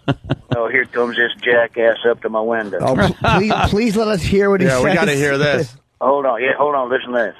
Yes, sir. You sure you're all right? Oh, yeah, I'm good. Well, I can understand that. Maybe he's listening I'm to the good. radio show. I'm good. You sure? Yeah, I'm fine. Okay. You all right? Is there anything I can do for you? No, don't worry about it. Ask him for a Go blowjob. ahead. Ask him for a No, No, I ain't talking to the I'm talking to the Highway Patrol. You're not talking to the highway. I got like a dead body in the trunk. No, I'm good. Seriously. I ain't talking to the patrol. I'm good. I'm talking to Opie and Anson. All right, I had to disconnect my electrical into my what do you call it? No one cares. Oh, why would Larry the Cable Guy care? Well, I appreciate it. All right. Okay, I'll see you later. Don't worry about it. Don't worry about it. You're good. See how nice I am. Yeah, that guy sounds like an asshole. Tell him your neck hurts and he has to wait there for the cops. I had to disconnect my electrical system. Who cares? Yeah, hold on. Let me tell him that. You son of a bitch, I hurt my neck. Hey, well, that guy's crazy. He ain't wearing any pants. That's funny. He has no idea. He just fucking rear-ended one of the biggest comics in the country. Yeah. And he's probably a fan. He's probably a guy that's heard your stuff and likes your stuff and has no idea that he almost killed you. Yeah, probably. He's in a Mustang, an old Mustang. The front of it's all primer and the back of it's brand new. Evidently, he's hit something before. Yeah. See how that happens. Hey, do you guys still have... I don't really watch Comedy Central much, man. You guys still have your show on, right? You know what? I think they play it in repeats on Thursday in the afternoons, I believe. I'm not sure, but I think they do. Are you going to do new episodes or no? No, we're done with Blue Collar. You know what? We're all doing different things now. You know, Foxworthy's got the Smarter Than a Fifth Grader, which I'm not going on because I got put back so many times I ended up driving the rest of the fifth grade to school. Oh, by the way, I went out there and watched him do that one time. Yeah. And them kids, what a bunch of assholes. This one kid goes, "Did you get any right?" I said, "No." He goes, "Ha ha, I'm smarter than you." I'm like, "Well, I may not be smarter than a fifth grader, but I'm beating the shit out of one." But he's doing that, and Engball's got a show on TBS, and I've been doing some movies. So I got my movie Witless Protection coming out February 22nd. Okay. Well, you left... That's with I'm sorry, that's with Jenny McCarthy and Ivana Milicevic and Eric Roberts and Yaphet Kotto and Peter Stamari. Wow. Hey, you got a cast there. Yaphet Kotto. Oh, and Joe Montani. Wow. Oh, Joe Montana. I think he meant the football player. Not the quarterback. Right. I like Joe. You ever see House of Games with Joe Montana? You know what? I did see that. The gambling game. Yeah. What's you that sick about? bitch. He plays a con man, and J.T. Walsh is in it, and this really... he was great. This woman kind of gets interested in it, and so she goes to learn the con game. She's an author. And it's like really like fucking, like real mammoth type dialogue, like back and forth. Like, it's a great movie, right? Oh, yeah, I liked it. My wife and I watched it, so it was real good. Who did you leave off, Larry? It's you, it's Foxworthy, Bill Engvall. Is there someone else on Blue Collar? Oh, Ron White. What's Ron White doing? Yeah, Ron wasn't on Blue Collar. He had another project. He was trying to do his own show, and but Ron's just touring, and I think he's doing some guest stuff on an HBO show that's coming out. So why didn't he do the show with you guys? He had another show that he thought was going to... Yeah, he was trying to do another show, so he didn't, but... Or they didn't want to split it up 5 ways. Yep. That's basically what it was. But yeah, he's doing his own stuff, just basically touring. Would you guys ever tour together again? Because with all this success, to have like you four go out on the road again, if you all had like a different hour or something, I mean, you really would. I mean, you could probably do a giant stadium. You know what? I wouldn't count it out. I'll guarantee you, when our balls are hitting the floor, we're going to be out there in Vegas probably doing something together. I wouldn't be too surprised. Very good. What's the biggest venue you guys did together? The biggest one we did together is still an all-time record. We did the Gaylord Center in Nashville, Tennessee, and the biggest show they ever did, well, it might have been broken now by Miley Cyrus, but the biggest show by Hannah Montana, but the biggest show they had at the time was Elton John and what's his name, you know, they toured together, Elton John and Billy Joel. Billy Joel, probably? Billy Joel, and I think he did like 19,000. We did we did almost 21,000. Jesus, for stand-up. Wow. Yeah, that was insane. That was the biggest show by far. But that Hannah Montana, I think she did 2 sellouts there, so I think she did 21.5 each tonight. So. Well, you're promoting this Friday and Saturday. Larry is in... Is it wrong to want to bang her? She's good looking. Not at all. Not at all. I hope not. Is it wrong that I think that she's past her prime? Dude, I'm telling you, she looks like she's, where I'm looking, she could be 25. Of course. This Friday and Saturday. You know what? But that's the thing about her. You'd go to put a rubber on and accidentally put on a Chinese finger trap or something. You know? Still got them kid toys lying around. Try getting that off. Yeah, those are tough. I'm trying to get. Yeah, I'm gonna be. I'm at where am I? I'm at Nassau Veterans Memorial Coliseum, May 2nd at 8:00. Very good. That's in Nassau, New York. Yes, sir. It sure is up in Uniondale. All right, so it's Nassau Coliseum, and it is, I guess, Ticketmaster is where all your stuff is, right? Yeah, you can get everything at Ticketmaster. You know, my brother used to work at Ticketmaster, and he quit, and they charged him a $50 quitting fee. Hey, this Friday and Saturday, do you still have tickets available in Nashville?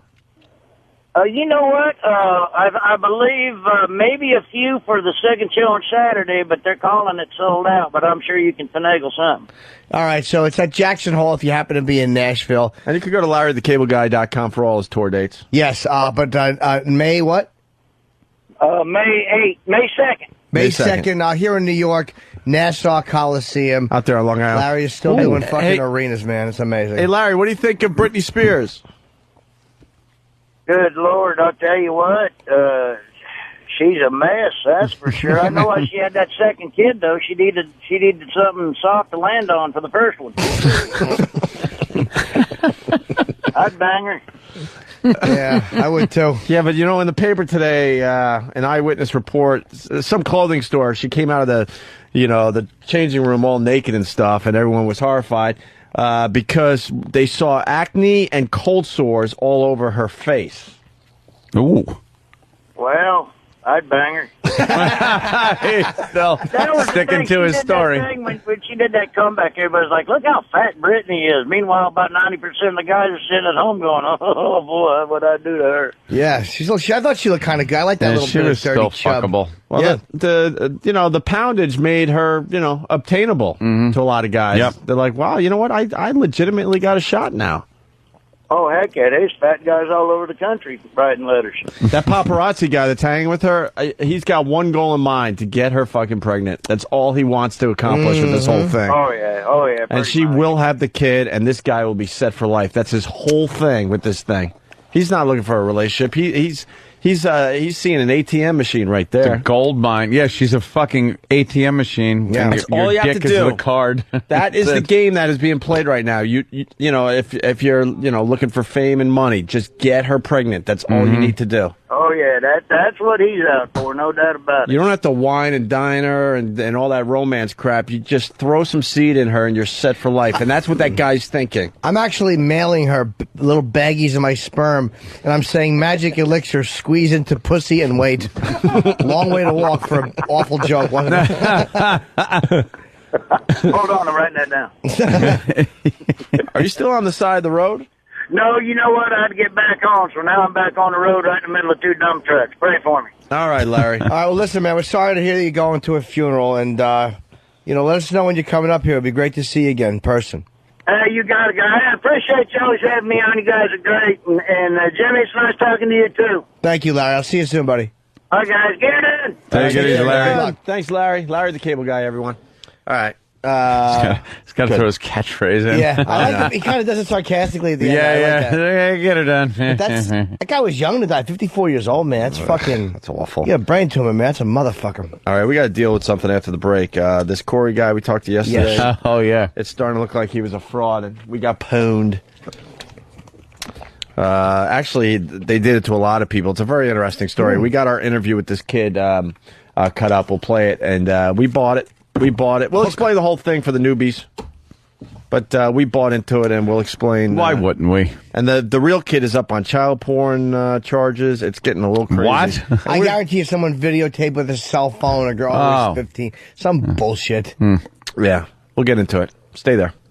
Hey, this is Larry the Cable Guy, and I'm a half-eared and Jim Neighbors with a wheelbarrow full of buttholes. You're listening to Opie and Anthony.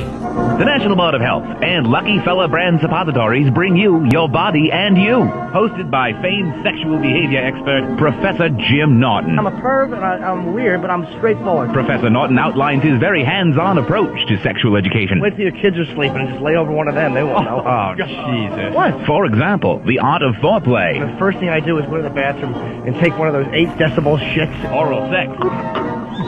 Why? Sexual experimentation. I was performing Tushalinga. And sexually transmitted diseases. I wish I had AIDS so I could bite somebody. And for the grown-ups, there's also a segment on marriage counseling. Honey, you're 41. Can I finally have the balloon knot? He'll also stress the importance of lubrication. You want it to sound like when your muddy boot gets stuck like a quagmire? Another word to the wise from Professor Jim Norton. Remember, on the face.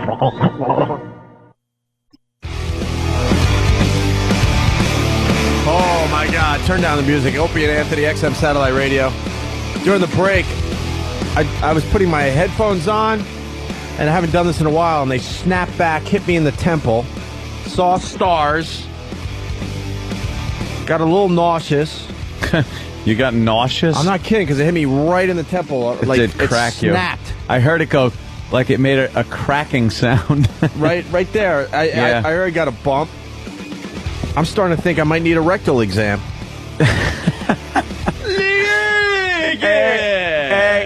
Egg. Linger. Egg.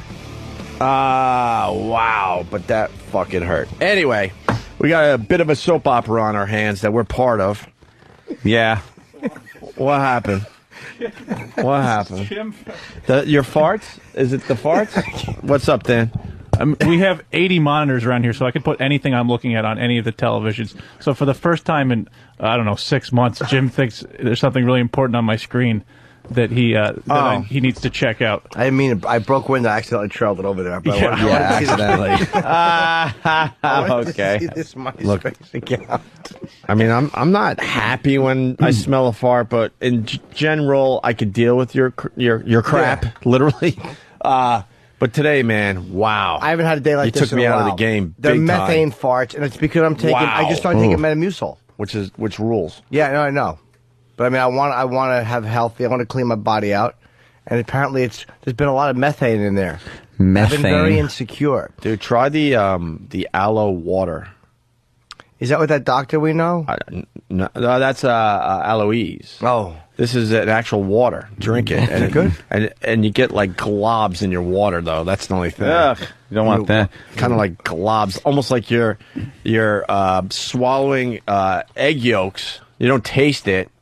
The water's flavored a little bit, but you're drinking water and all of a sudden kind of like a egg yolk, egg white substance all of a sudden is just... Oh, that's disgusting. Yeah. Like cum water. Yeah, cum water. It just slides down here. But man, the logs are intact when they come out. Jimmy's got the fucking atmosphere of Venus inside his intestines. It's just all gases and sulfur. You getting the hot air ones where you feel like your jeans poof up a little bit? They go like this. Yeah, exactly. Ugh. Oh God. Like this.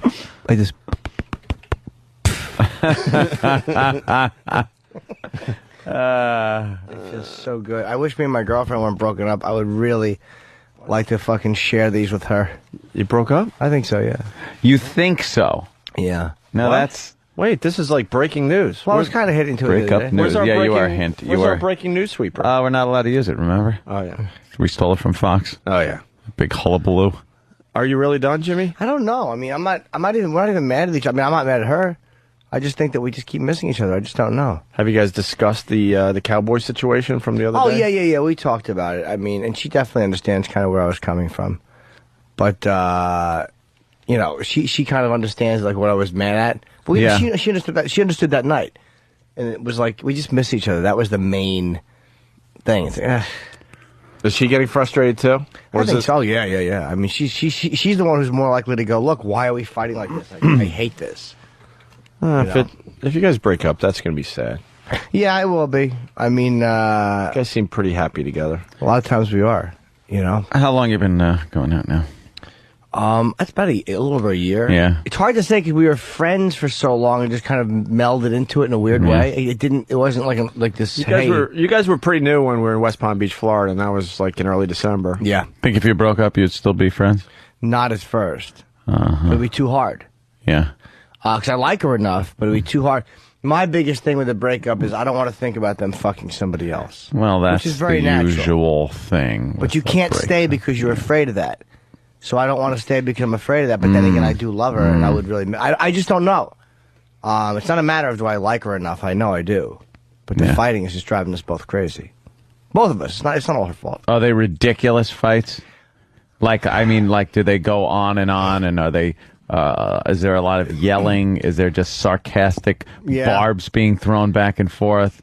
She'll pretty much take my cue in an argument in the sense that I'm the one who will push the argument to whatever level it gets to. She's better at fucking backing off. Like, I can't picture going to her, look, I really don't want to fight right now. Let's just, and I think she would always be like, okay, fine. Like, let's just talk about it. She's really good at that. Any bad level the argument goes to, she'll match me. Okay. But I have to say, I'm probably the one 80% of the time that pushes it from level 2 to level 3 and so on. What's the biggest cause of an argument with you two guys? Her refusal to give up black dick. Okay. That's that's the same thing she complains about with me. Can't you just look the other way? No, it's too big. No, it's nothing like so. It's nothing dramatic. It's nothing about other people or any of that stuff. It's just the biggest is we're both, I think, very stubborn, and we both allow defects of our past to interfere with who we are today. Really? Yeah, I think so, man. There's no single issue you can say. Like a lot of people can say, well, here's money. Money is a big problem in the relationship. Or, dividing up the housework. That's a big problem. But is there any, like, one subject that just... I think she feels very much like she's in my space a lot and involved in my life, and almost like she feels like a player in my life, like my schedule is set, and I'm comfortable with my schedule being set, and she feels like she always has to accommodate what I'm doing. Right. Which, to a certain extent, is look. I have a set schedule. I can't help that. Yep. But I can understand why that would be annoying. Where everything we do pretty much is based on Jim Norton and Jim Norton's convenience and Jim Norton's schedule. It's almost like she probably feels like, what am I fucking? That is a problem with this job. It's very difficult, man. It really is. It's a problem with a relationship with this job. Because, baby, I get up at 5:15 in the morning, and she's understanding about that. But a lot of times she'll want to just go out to eat at 10, which I want to do too. And it's hard to have sex because when do you have sex? It's like, I mean, you can, but it's just I don't know. It's a fucking nightmare, man. The schedule is very tough. This job is very frustrating. Does your chick stay up when you go to bed? Like Lindsay will go out and watch TV or something, or go on the computer when you're in bed? Yeah, or come to bed with me with her laptop. It depends, but it's just. Jimmy's right. The whole thing is, after a while, the girl kind of feel like she's just kind of putting along with you. Yes. You're kind of the guy. You got the important one. Yeah. Yeah, and, she feels like a bit player. It's the downside of what we do.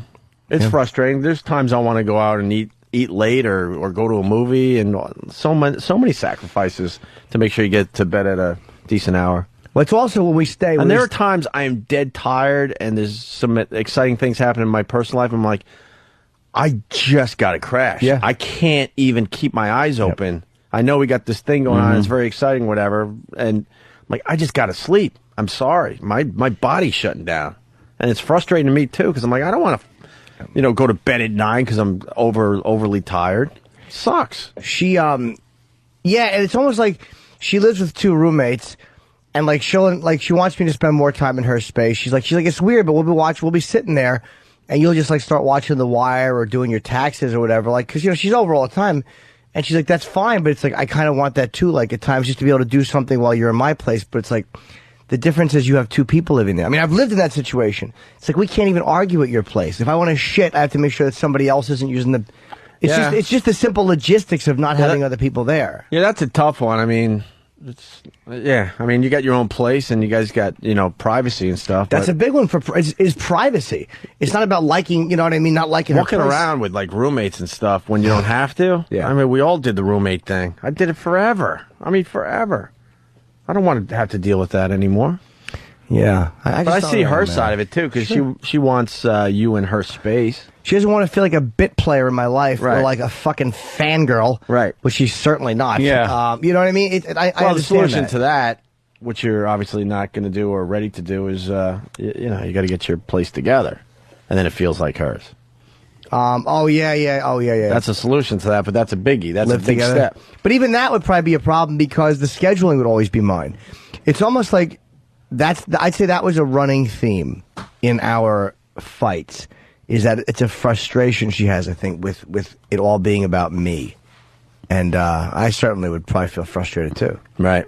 You know, I mean, that would be annoying to have to fucking... So where is it at, Jimmy? Where is it at? We talked yesterday, and she's like, look, she's like, I still think you're mad at me or whatever. And I'm like, no, I'm really not. I just don't know what we should do. We were talking on the way home from LA, we were fighting, and I wanted to punch the windshield out. I felt rage, but I said that to her. I'm like, I want to punch this windshield, and it kept me from doing it. And over what? Like I want to punch the windshield over us arguing, over this discussion we're having? Just the anger, the frustration of feeling like I wasn't being heard.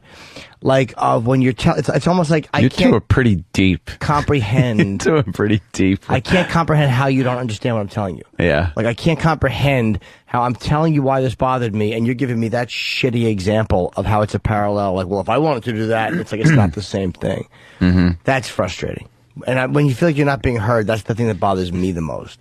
Not that she's not agreeing with anybody. If I feel like you're not getting why I'm mad at you or what my objection is. If I feel like I'm being heard and disagreed with, that's one thing. Do you ever see it her way? Yeah, usually not in the moment. But this one, even in hindsight, I still see it my own way. I still feel. But a lot of times, she said to me, we were fighting in a hotel, and she said, and I felt that she was wrong to kind of start the argument with me that she did. But I forget, like, she's like, do you know how hard it is to be around someone who's raging all the time? Do you know how frustrating that is? And I'm like, yeah, I guess that is. Like, I thought about that, like, ugh. Like, yeah, that would probably fucking annoy me, too. So, this was very recently she said that. She's like, you're always raging about something. It's hard to deal with. That's gotten better, man. It has, but... Way better. I'm still seething. You don't drive with me. Or stay in hotels with me. Or, you know what I mean? It's like, I'm... I said, oops, we're on the radio. I feel like I'm in your kitchen still. Yeah, I know, right? I was in Jimmy's kitchen yesterday just kind of discussing stuff. But yeah, no, it has. I mean, it has. No, it's gotten way better. It's just... You seem like a happier person in general. Yeah, I don't know where it's going to wind up. I mean, I'm certainly not like, fuck her, I don't want to be with her. It's not about that. No, I know that. I just don't know, man. All right. Hate to move on, but I don't care. We'll go back to that, obviously. It'll be a running theme. This Corey guy, very, very interesting. I guess we got to explain. If you weren't listening yesterday, we discovered this video. I think a lot of you did. It made it to break.com on the front page, YouTube. And it's basically this kid. He's 16 years old. He threw a party. He sent out an invite on his MySpace. And he thought a few friends would show up. 500 people showed up. His parents were out of town, obviously. 16. They're drinking and drugging, I'm assuming. And it got out of hand. Cops were called to kind of break up the party. And then all hell broke loose. And now the cops are suing the kid's parents. So this kid went on the lam, basically. He never went home. He's kind of like a surfer dude. He's got like long bleach blonde hair. He's got whacked out large glasses. One of those hats that has a lot of that graffiti all over it, kind of. All kinds of crap on it, and his big sunglasses, and his shirt opened, and then he had a hoodie on with that wide open, exposing his bare chest, and a lot of people checked out the video of him talking to some news reporter down there in Australia about the situation. And we played that yesterday. We got 3 clips. It's worth playing again because we love this thing. It's hilarious. So this is what we played yesterday. Why don't you take this opportunity now to apologise to your parents and to your neighbours who have said today that they were frightened? Well, I've already offered to say sorry to them and stuff when I see them, so I will say sorry now for everything that happened. Why don't you take your glasses off so we can see you, and then apologise to your neighbours for frightening them? Nah, I'll leave these on. Nah, I like them. I like him. I like him. And the reporter continued. Take off those glasses and apologise to everybody that you frightened, to the police who were forced to retreat and whose cars have been damaged, and to the community who've had to pay for this. Take off your glasses and apologise to us. I'll say sorry, but I'm not taking off my glasses. Why not? Because they're famous. Because your glasses are famous. Yeah, Why are your glasses famous? I know. Everyone likes them, so I know. I'm not taking them off. And then finally... You're pretty happy with the way you look and the attitude you've got, are you? Yeah, my parents aren't, but I am. Okay, Corey, we've got to wrap this up, but what would you say to other kids who were thinking of partying when their parents are out of town? Get me to do it for you. Get you to do it for you. Not don't do it. Don't. Nah, get me to do it for you. Best party ever so far. That's what everyone's been saying, so... Well, we've got to go, but I suggest you go away and take a good long hard look at yourself. I have. Everyone has. They love it. I have. What a douche, right? He's great, man. He's great, though. So we got so excited. We couldn't get enough of this kid, and we had Steve hunt him down. And we, quote, talked to him yesterday, supposedly. There's a few updates today. No surprise that Steve possibly got pwned. Well, we all got pwned. But Steve thinks everything is, real on the internet, so... Unless it's fake. Right. Then it's fake. He believes But I think it's real, so it's real. we ask Steve all the time when we see something on the internet. We go, Steve, is that real or fake? And if he says fake, we absolutely know it's real. Yeah. And vice versa. Steve is a very easy... Steve is a dope. Scroll to the wrong person. Hello, is this Australia? Is Corey there? Is this Australia? Who would you like, mate? Corey, the man on the computer. Corey, could you please connect me with him? Oh, hello, this is Corey. It's him. It sounds he's got an accent. Hi, do you have an XM? Huh? Okay, good. Could you talk to Opie and Anthony? Obviously, it's time for a beating. Yes.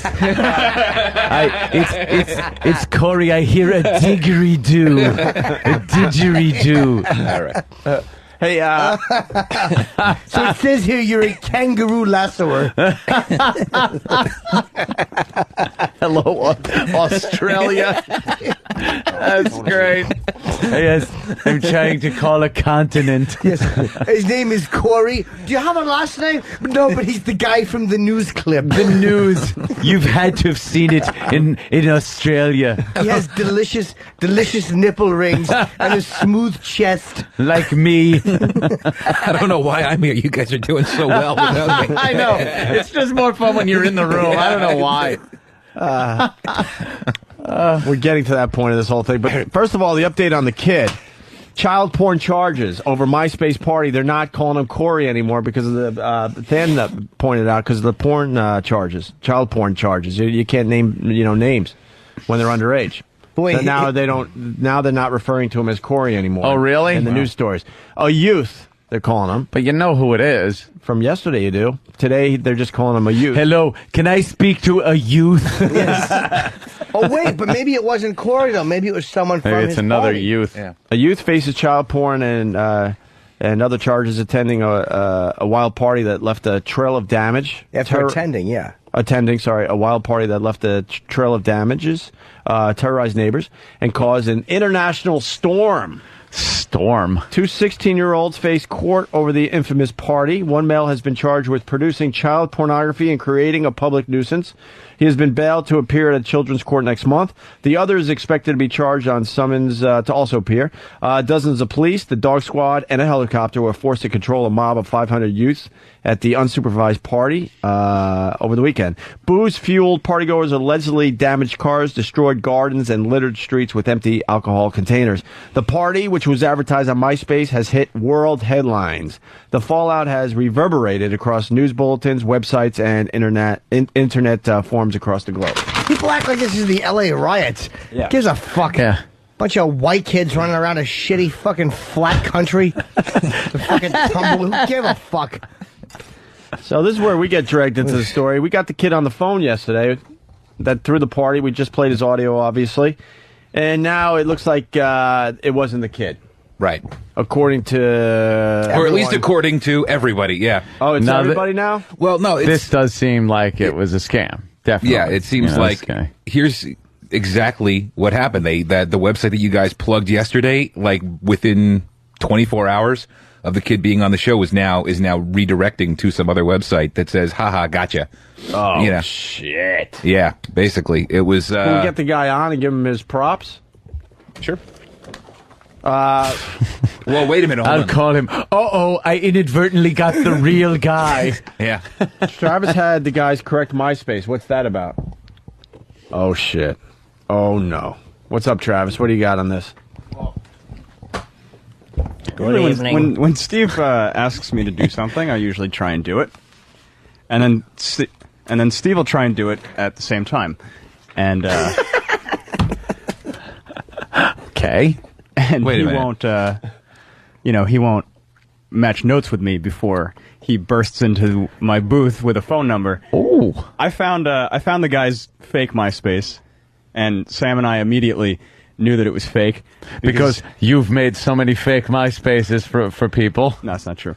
Because he had all of his pictures were just screen caps of this kid that was on the news. Oh, okay. Yeah, any idiot would know that. Yeah, and then I find his real MySpace 2 seconds later with personal pictures of him and his email address. So I sent the guy an email, and 10 minutes later, Steve bursts into my booth saying I found his MySpace and I've got his phone number, and that's And you were a wealth of information when there were 6 people trying to dial this guy on the phone yesterday?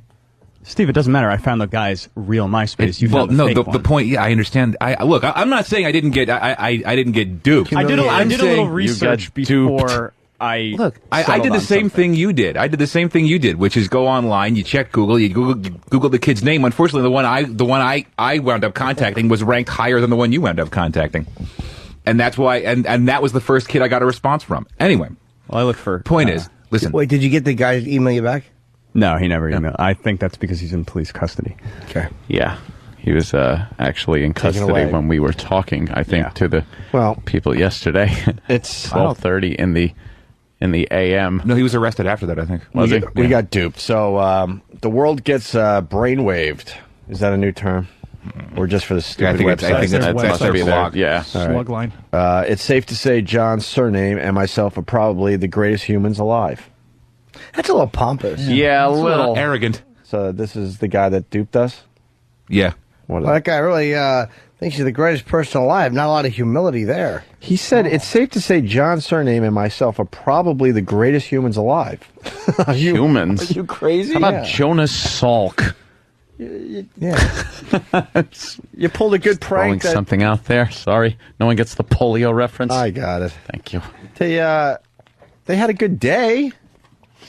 Congratulations for that. Yeah. But that doesn't make you the greatest humans alive. We are. Not even for that day. You had a good day.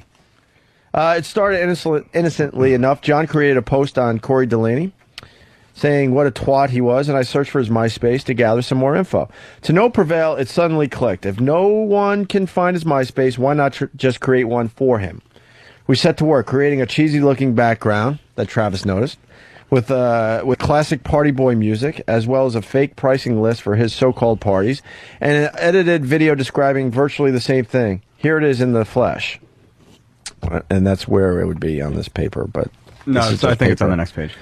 We even registered the domain name CoreyDelaney.org. That's the one that was given out to us to keep the hits up. Then we just sat back and waited to have a good laugh before people would pick up that it's a complete dud and that it would surely fade out after a few hours. I mean, no one would believe that this is the actual Corey Delaney, right?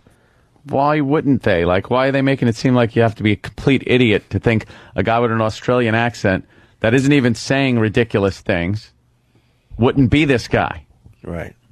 Douchebag. Wow, great observation from Joe in Valley Stream. Travis has legs like Matt Roloff. Oh, God. I think they're a little longer. They look about the same, though. They're pretty. I like Matt Roloff this season on Little People Big World. He's in a swimsuit, and you get to see his legs that are barely there. I bet they look good. It's not bad enough that he's a dwarf. He's got legs that are just horrific. The guy ends up saying, wrong! Within 2 hours, we had around 1,000 page views with a good 100 friends. Another 2 hours later, we had close to 5,000 hits with 4 times as many friends. Emails with job offers, marriage proposals, people asking for radio interviews, as well as numerous requests for parties run by the man himself. Stuff like this was regular. I am the director of blank website. I will pay you $20,000 to fly you to New York if you shout out my company. I also have a website. Another poster. I also have a website. I want you to promote my next party. I will fly you out to New York. You could stay at my penthouse in Midtown, or I will get you a room at the Four Seasons. These are creeps that want to have sex with the kid. Of course they are. We were shell-shocked. Surely the Globe can't be this stupid. The MySpace is obviously a fake, judging by the following facts. Phony price lists that are obviously a gag. Paragraphs that pay him out to no extent. And you can check this out for yourself. Is that still up there?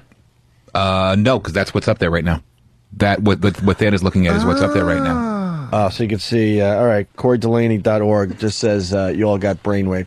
The fact that it says this is the Who I'd Like to Meet section, whatever. Oh, and the small issue of Corey being held in a police station for questioning while we did the majority of the stuff on MySpace. The Who I'd Like to Meet thing is, they say, I'd like to meet the real Corey. What's his face? Delaney. Oh, okay. That was hard to read there. Who the fuck knows what time it is in that shit country? Right. Anyone that has an iPhone. Yeah. Yeah, you can just pop it right in there. Boom. Tells you what time it is. The whole world cares. A big party with a bunch of fucking white kids running probably through a dirt street. No one cares. Berries in it. And then... berries in it. And then... A dead dingo on the side of the road. A wallaby. Fucking elk taking shits in the driveway.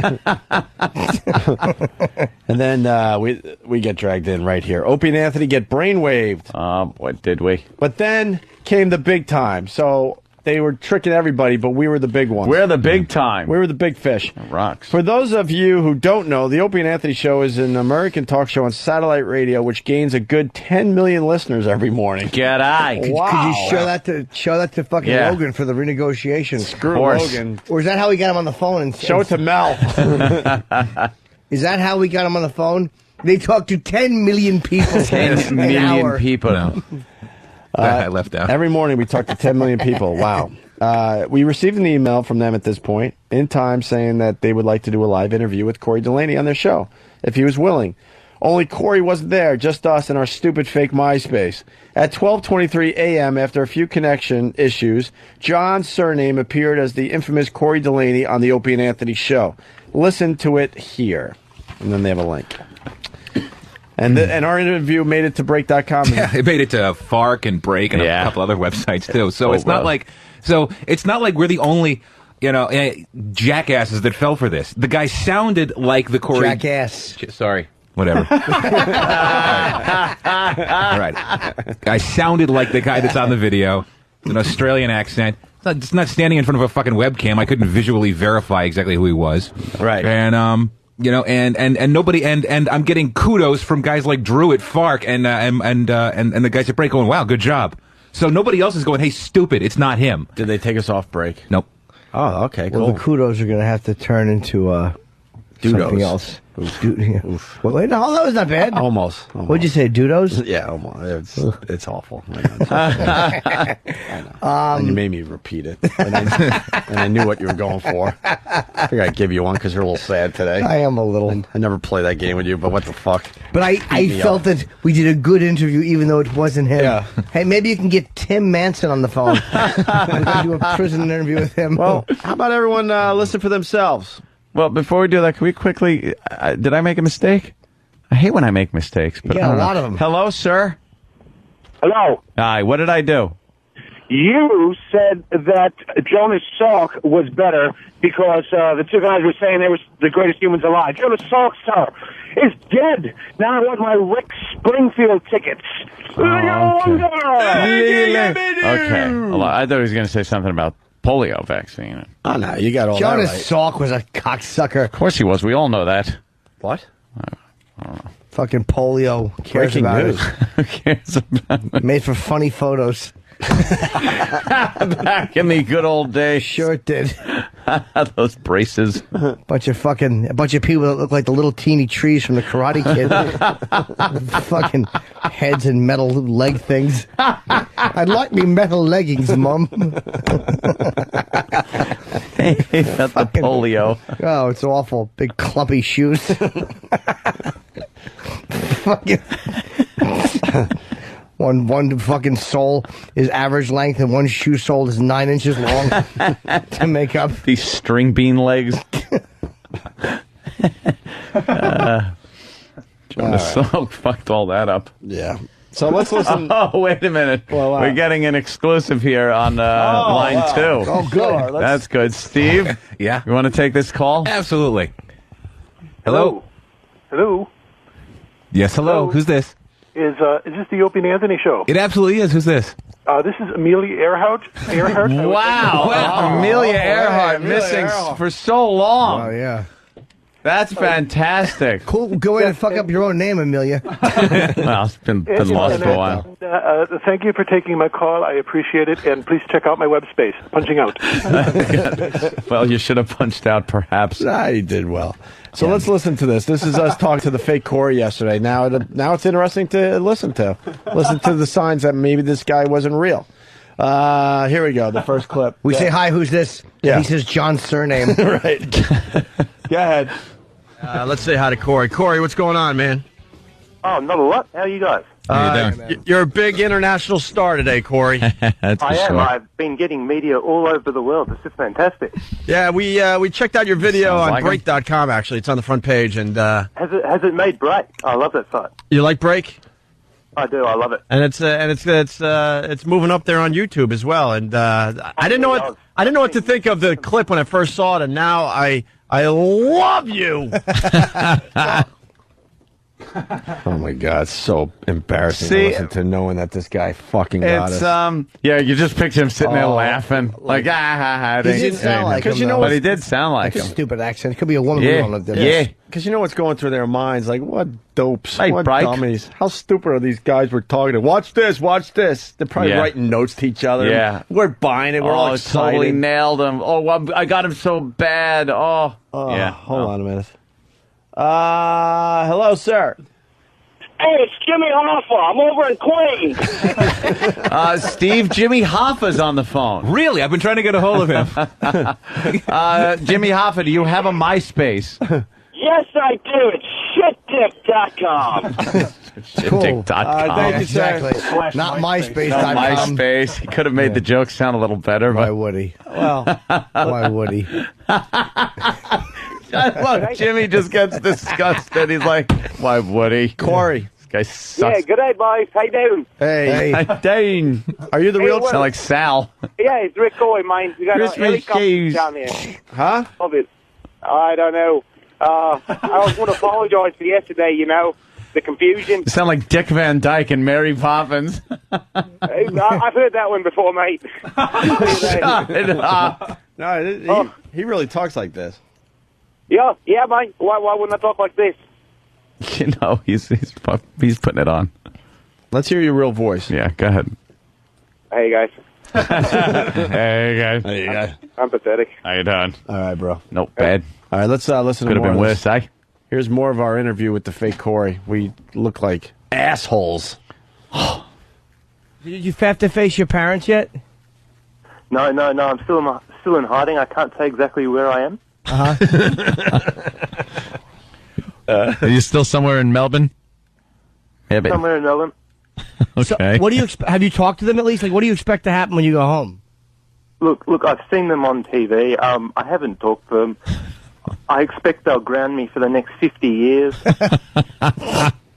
Oh, God, we sound like such But not really, though. assholes. These are like legit questions, and I he's know, but answering we're like a just so 16-year-old. just knowing that we sound excited and they know they have us so bad. Oh, I made an ass yeah. of myself. I'm sorry I did that. I'm embarrassed that I did that. Ba ba ba ba ba ba ba ba ba ba ba ba ba ba ba ba. All right. Hold on a minute. I got to take a phone call here. Who's calling? Hello. Hello. Hey, hi, who's this? This is Elvis Presley, baby. Oh, Steve, it sounds like him. What do you think? I think it's him. All right, Elvis. I need you to get a hell of Priscilla for me, all right? Get her website for me, all right? And tell her I'm alive. All right, we'll go to your web. Punch out. Punching out. Can I ask why we had a faker yesterday, but now why everyone's dead calling? Yeah, well, how does this translate into contacting the dead? Because it's tough to stay in hiding these days. There's no other way to do this pitch, Jimmy, if you think about it. And how did Elvis know to say punching out? Yeah, he's been listening. Hi, who's this? This is DB Cooper. DB Cooper. Wow. DB Cooper. Now, this Steve, one might I want be to tell you where I am and where all my fortunes are. Well, tell back Steve. Back to you, Rusty. All right. Beep, beep. All right, let's hear more of us talking to the fake Corey yesterday. Hit it. How much damage did they do to your parents' house? Was it really messed up, or was it not that bad? You know, I can't remember. I haven't been back there much. He just fled the area. It's just a burned-out husk of a house. Was there a lot of drinking? I do remember it was pretty bad, but the extent of the damage I can't remember. Was there a lot of drinking and drugging going on? Absolutely. Oh, my God. I can't even listen to this. I don't know you. Who is this? Don't come here. I'm hanging up the phone. Prank caller. Prank caller. Lance. Yeah. Let's go to the next clip. Hey, how many offers have you gotten? He said that you got offers like to throw parties now. Oh, and I'm interviewing like fucking absolutely. Barbara Walters. Oh, yeah, stop this. I know. See? You're with me, Jimmy. It's I'm a uncomfortable. piece of shit. It's uncomfortable when you know you're being had. All kidding aside, how do you feel? What a fucking asshole. If you were a tree, what kind of tree would you be? Oh, that would have been a more interesting question than I was asking. So do your parents, we talk to your parents, just asking them real journalist questions. Nothing interesting or funny about them. Just excited that we got an exclusive. All right, continue with that clip. Hey, how many offers have you gotten? He said that you got offers like to throw parties now. Oh, absolutely. They're just pouring in. Too many to count. Are you going to do it? All over Australia. Well, it depends. I might, For the money. Get me out of Melbourne for a bit away from my parents. But Hold on, this fucking. I want to see if fucking the master interviewer, if the FBI profiler has any more tough questions. So you gonna do it for the money? Fucking asshole. It sucks when you're had. I'm a bag of shit. It doesn't feel good listening to this back. Hey, I should have started bleeding from the eyes like a Cloverfield bite victim. Swinging. Oh, no. Hey, there's a couple people that's seen the movie. Intriguing. Go ahead. All right, hey, Steve, can you take this phone call, please? Absolutely. Hello? Hello. This is Osama bin Laden. Oh, Jesus. Somebody get the FBI. You infidels. You have not found me yet. Well, I'm in hiding. You think this will make the news? I mean, we're talking with Osama bin Laden there, Steve. Yeah, absolutely will. I'll cut it up and send it off to all the papers. Send it off. You think Fark will post our interview with I don't think Osama Fark's bin Laden? posted anything for a while. Oh, you just fucked I up all your listen to the Opie connections. and Anthony's show all the time. All right, thank you, Osama. It's good Osama, who sounds like a fucking Hindu. Indian customer fucking service. We look like assholes right now, man. Yeah, we do. More of the fake Corey interview. You look like you just got done partying. She couldn't believe you wouldn't listen to her. That was the beauty of it. She couldn't believe you wouldn't obey her. Good like point. I said, I treated the show with a contempt it so clearly deserves. That's a good line, though. I know, he probably was talking about us. Yeah, true. True that. Fucking. Oh, I was praising a faker. Freaking idiot. Idiot. Yeah. Let's see what I got over here. Play the next clip, please. Oh. Where can we find these videos? We'll play more of these on the show. There should Well, Go ahead, sorry. Keep your eye on YouTube, and hopefully some more will pop up. Okay, we'll do that. Hopefully some more of my fans will put it up. That was sarcastic. Good. Mm-hmm. Goddamn liar! You're a liar! Yes. Mm-hmm. And finally, one more Remember you piece kept of... playing that clip when that author was in that Hope They Serve Beer in Hell book, Tucker Mack? Tucker Max. Oh yeah. That was uncomfortable. Let's play the last And then 80 clip. people shit. Right. Last clip. We're going to check in with you, but the next time we try calling, you're not going to take our call. That happens all the time with us, with you internet stars. Oh, no. yeah, how it is. Remember, One day gone the next. just turn it off, E-Rock. Oh, my God. Oh, my God. You internet stars. Some kid in his fucking parents' basement. We're part of a Jerky Boy tape. Oh my fucking God. Opie and Andy can paint each other up. Oh, Paint each other up. Shit. Can you go back? I got to hear how uncomfortable this is for everybody. We're going to check in with you, but the next time we try calling, you're not going to take our call. That happens all the time with us, with you internet stars. Oh, yeah, how it is. Remember, one day gone the next. Yep. He was right about that. Oh, my God. So it's official. We got duped, right? Mm-hmm. Yeah, that wasn't him. Well, Steve, you shouldn't be happy about it. No, I'm not happy at all. I feel duped. Steve. I'm not happy about it at all. I don't like feeling like a jackass anymore than anybody else does. Fantastic. We got one more piece of the story, and of course, this will be good because Sam's in studio. Sam has no problem just... Well, I mean, I was duped just like everybody else, and we can't cast blame on anyone here. But when Steve was really happy about it. Oh, I was gloating. Are you fucking kidding? Oh no! I was proud. I walked back into the office, and Steve was standing with his arms up in the air and his chest out and his elbows sticking out, saying, and he literally said this. I'm sure it was bad. And that's how you executive produce. Oh, no, you did not. Wow, did I really say that? I can't even look at it. Oh, I can't. No. Well, you can actually repeat that to him now and go, and that's how you executive produce. Wow. Wow. And a man in my position can't afford to be made to look ridiculous. Wow, what a schmuck. And that's how you executive produce, my friends. Let me school you. He's teaching the boys a life That's lesson. right. Look at Steve. This old dog just taught some new tricks. Yes. He did a little dance with his arms and everything. And that's how you executive produce.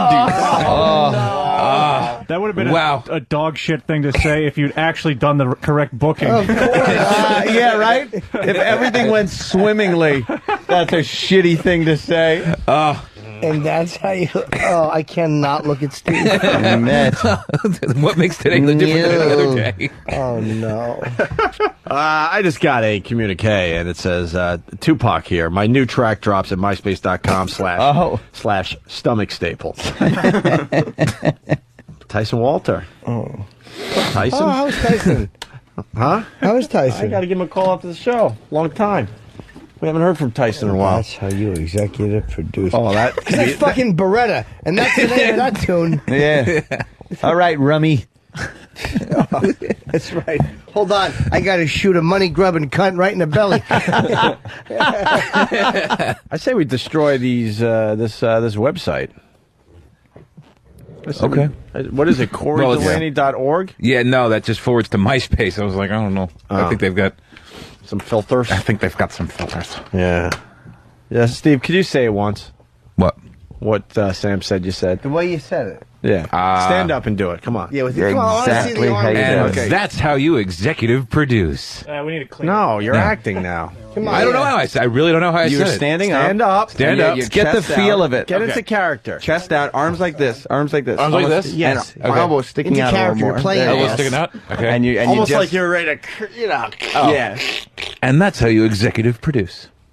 No? A little more gloaty Bigger. about it. And that's how you executive Well, I can't produce. gloat right now because I feel like utter shit. Well, just imagine it's the real Corey, and he just called in, and the interview went well, and I walk into the office and look at you, and you say, and that's how you executive produce. You're fired. Good. Is that how he did it yesterday? yeah, a little more loud and boisterous about it. But I would like to hear a more boisterous version if you don't mind. I mean, I please? More boisterous. Yes. And that's how you executive produce. That was good? That was a little better, yeah. Thank you. You know, without even nailing it, Yeah. we all know exactly what it sounded like. Like, I could picture exactly what it sounded I was like. a gloating, Yes. egocentric douche. You're in my fucking country. Oh, I was so impressed with my ability to get somebody on the phone. How did your parents find out about the party? You wanted to make a point to these guys. Yep. Basically, it's like, and see, you guys have been wondering for a really long time. This is why I'm here. This is the reason right here. I want to thank Steve for another valuable lesson learned. Yeah, you're welcome. The next time I need a splash in the face of sarcasm, I'll come see you. Yes. All right. Or the truth. Oh, that's right, Steve. Looks like today Steve's having a bite of humble pie.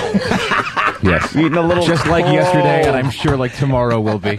Fucking, what does humble pie taste like? Oh, shit. Shit with chewed up bits of hot dog and fucking lima beans in it. All right, get out of here, Steve. Thank you. Go work on a dumb character, will you? That's what I was doing. Show to do. Ramon, fact check. I gotta go make a promo for Jimmy. Yes. This is Einstein, the new character who does not look up anybody. I looked into the Australian phone book. That story, by the way, the boys are, the boys are working on something. For Epstein? Maybe a counter. Epstein? A point counterpoint type of thing. So, another taste of Idol. Just one clip that's worth playing today. Check this out from last night. This, I don't know, he's just a weird guy with a very deep voice. Listen to this. It's worth playing. Are you excited to be here? Yes, I am. How can I not be? And can you sing? Yes, I can. And what are you going to sing today? I'm going to sing Go Down Moses. Wow. Listen to this. Okay. Whenever you're ready. When Israel was in Egypt's land, let my people go. Oppressed so hard, they could not stand. Let my people go. Go down, Moses, down Egypt land, and say, Pharaoh, Pharaoh, let my people go. That guy stunk. You know what we're going to do with that, Sam? I'm handing it to you. Isolate, let my people go. I'm going to play that so many fucking times tomorrow. It's going to drive people nuts. There you go. Dan, what do you got? What do you got? From Thomas Overbeck from Dallas. Mr. Favisham, that's how you executive produce. Mr. Favisham. Oh, my gosh. All right. Steve, could you come in the room one more time and give me that line? Mr. Faversham, that's how you executive produce. That's how you executive produce. How funny is it the second time Gleason comes in? What, the way I just came in? Yeah, yeah. And the way he, like, did the head when he... Oh, when he comes in, shuts the door, and leans on the wall? Oh, my God. Fucking ham. There's no one funnier than Jackie Gleason. No. Nope. I just found my Honeymooners DVDs. Oh, they're so fucking I'm gonna good. go through that again. We were watching it, me and my ex-girlfriend. Watching she's not a honeymoon. She doesn't know about them, really. And when he's in Mr. Marshall's office, and when he goes back for his hat, yeah, and Mr. Marshall comes in, he goes, "Dawg!" And he moves his arm with the hat, like he swings his arm while holding the hat, like just trying to, "Dawg! Dawg!" Oh, God, was he funny. That was the famous one. Hello, Bill. With the pen. Yeah. He's got the pen. He puts it in the holder like he's been working hard at the bus station. Hello, Bill. Oh, I love that reaction when he's just so busted. Cramden. We got Lennon on hold, Robert Reed on hold, Buddy Epson on hold, John Travolta on hold, JFK Jr. on hold, and this person. Hello, who's this? Yeah, this is the Tooth Fairy. Tooth Fairy. Yeah. Yes. How you guys doing?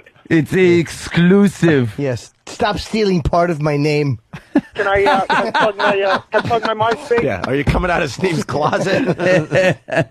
What? It's MySpace.com/Steve C's a douchebag. I'm the douche fairy.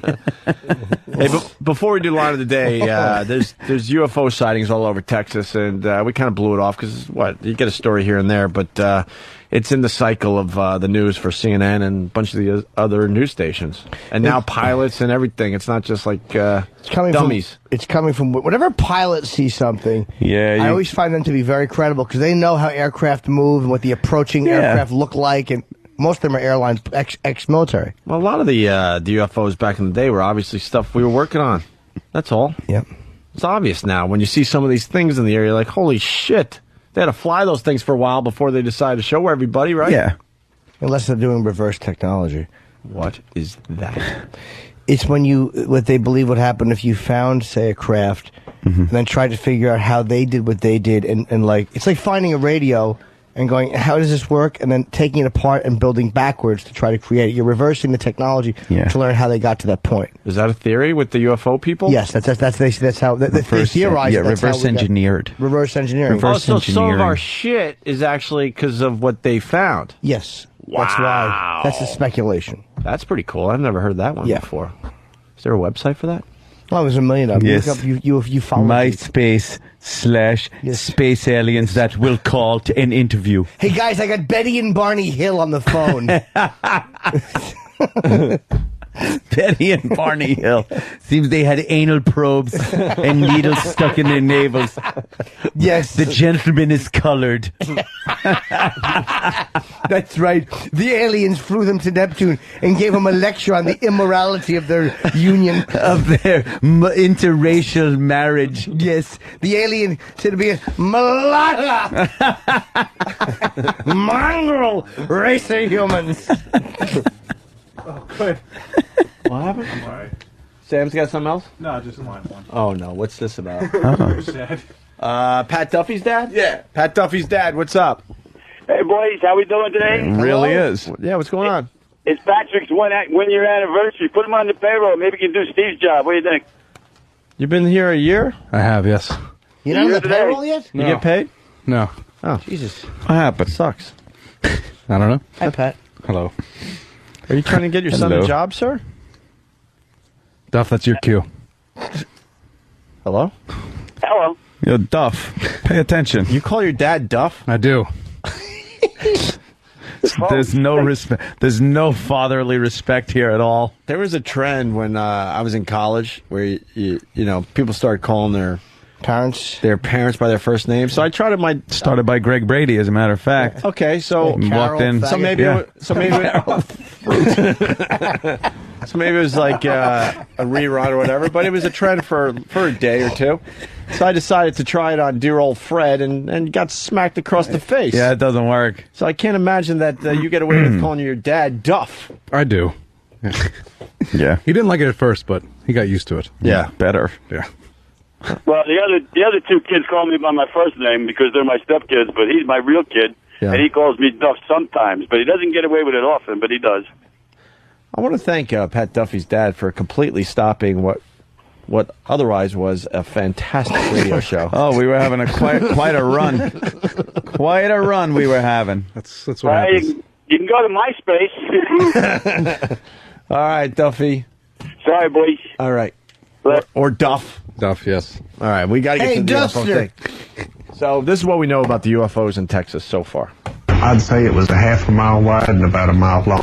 What? Jesus, no, it wasn't. All right. Well, it wasn't that big. This is a businessman / pilot, though. He's a dumb cunt. Nothing a half a mile Be a wide. half a mile wide, a mile long. What the fuck is that? And Independence Day? Shut up. And the town constable. He's a fool. I'd say it was a half a mile wide and about a mile long. It's humongous, whatever it was. Businessman Steve Allen is also a pilot. He described flashing lights exactly the same as Constable Leroy Gatland says he saw 20 miles to the south. They were dancing around and they were flickering, but they weren't just doing this. They were like just moving. you know, Like a light show? Similar to a light show.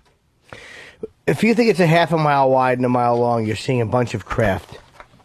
You're not seeing one. Or a huge reflection. Or aliens. Yeah.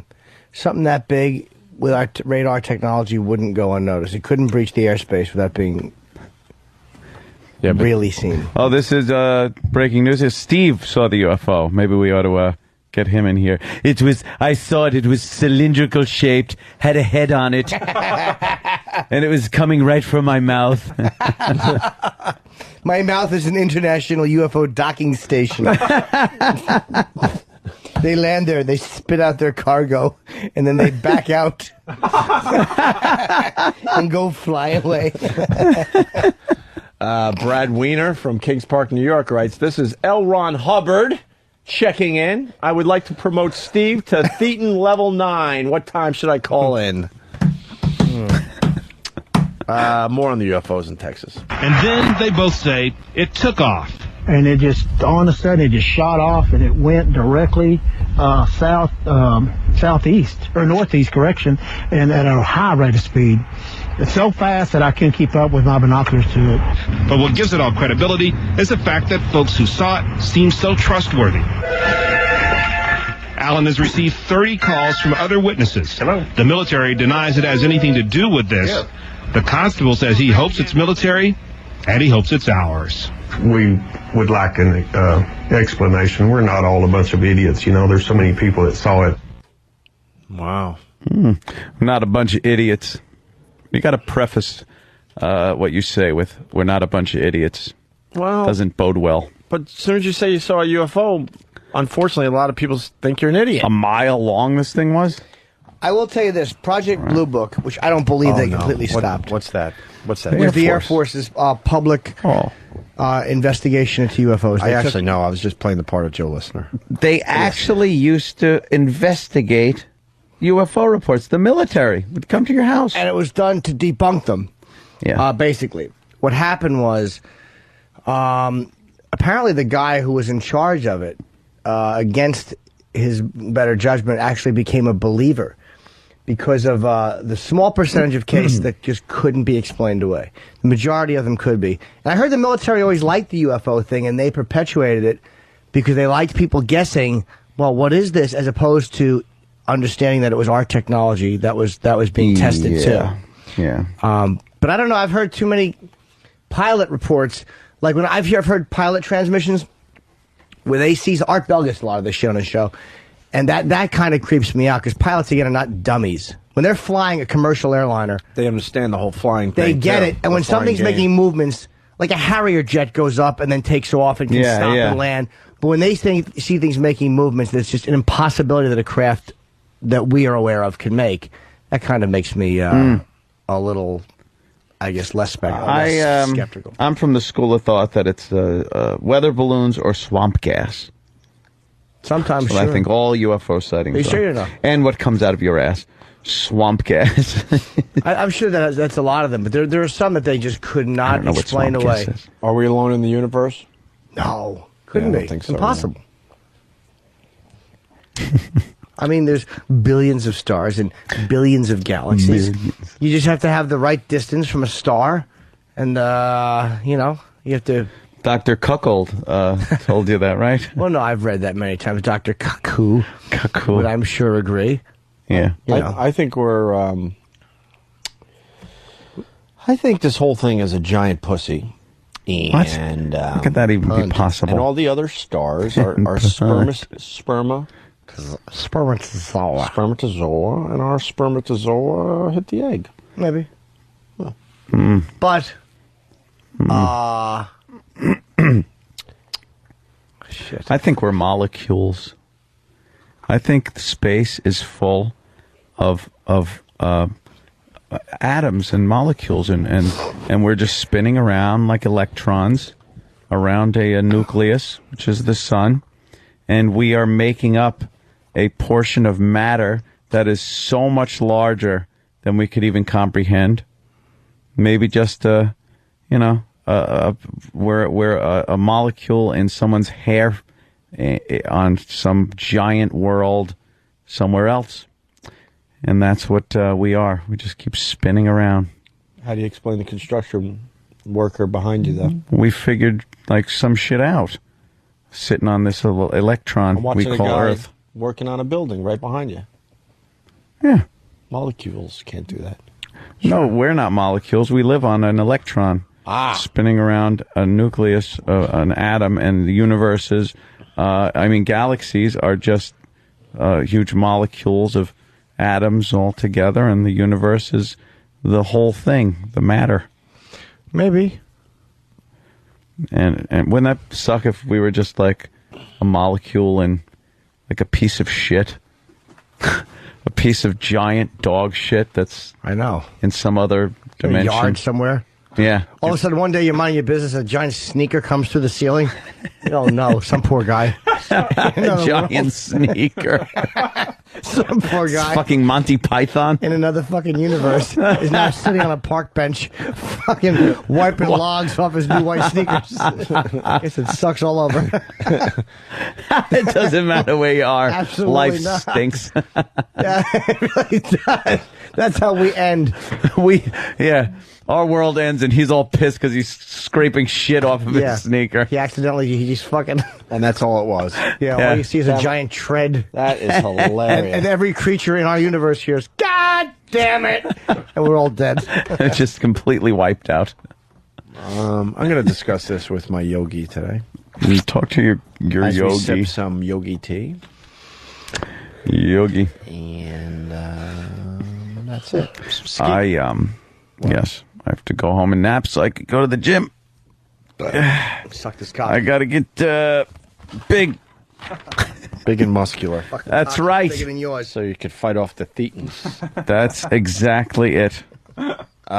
Let's do line of the day. Fat pig, selfish fool. What happened? Raging Bull. Oh, SkiColoradoNow.com for info on great deals on 26 world-class resorts and up-to-the-minute snow conditions. You must log on to SkiColoradoNow.com. Runner-up line of the day. She blinded me with cankles. That can't be. It's Steve from Bayshore. With cankles. I think that for punishment, I should fart in Steve's face. You got to fart? Yes. Steve?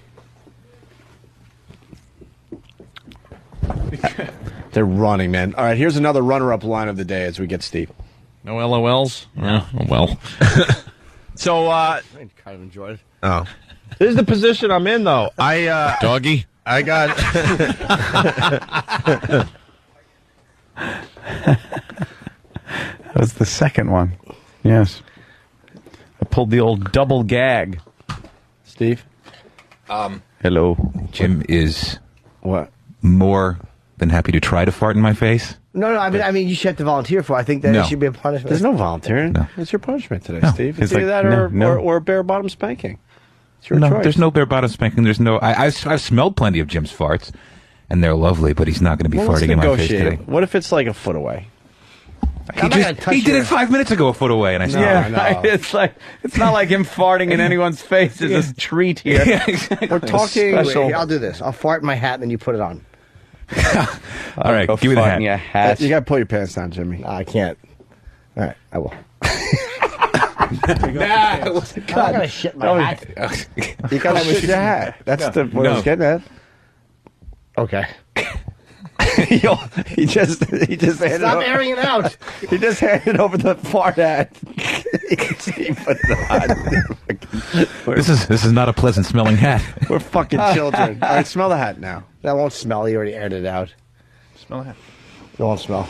Yeah, there's a remnant. God damn it. All right, get out of here. Good. I'm so disappointed. Here's the final runner-up line of the day. Fire extinguisher like that? You might be right, but it's like, you imagine like you're a paramedic, you try to push a stretcher, and there's a wild animal charging you. Here, he jumps right through the foam and bites you. He likes the foam. He likes the foam. Your animal rants are I love talking Some of about the best animals. things you do, man. I love animals. I'm an animal fan. I'm an animal supporter. I'm an animal lover. You gotta bring some of that to the stage. Where you I have been. But where you just don't just go off script and just beat up a defenseless animal. Last night's set was all about the tiger attack, fucking bear attacks, and ants. 'Cause I saw a fucking documentary on ants. Did you? What was that about? About the You already told us. deadliest ants in the world. You already told us. They march 20 million in a Yes. colony. They march. We know enough about the ants. Oh, but they're just such pests, Anthony. They're just such pests. You imagine barefoot walking through like a line of those fucking nasty ants? Like you'd step on a bunch, but they would overtake you and just kill you. Yeah, that would rule. 20 million? Oh, I mean, that would suck, really. Can we do an ant gag on our show? The ants are fucking ant farms. Yuck. I want ants on penises. No, they won't let us do that. Why? Why? What's wrong with that? How about uncles?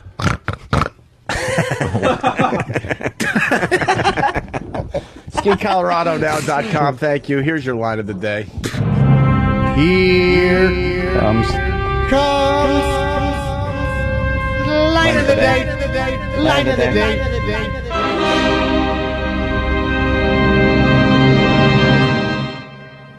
The way you see it? Yeah. Okay. What, cross-eyed?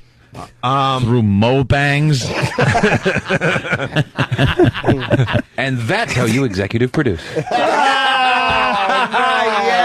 I knew that was coming. Oh, that's great. I was wondering when we were going to lose Gregorio. Funny. And that's how you executive produce. I love that. Ugh. Well, here we go. Listen to this. Couples Cherry Darts is going down, I believe, 2 weeks from tomorrow, the 31st, right? Mm-hmm. Details on opieandanthony.com. We got $2,500 up for grabs, or up for grab, or whatever, from BowDogLife.net. So, you know, going to win some cold hard cash by playing Cherry Darts. Go to opieandanthony.com for all the details. We'll see you tomorrow. Bye.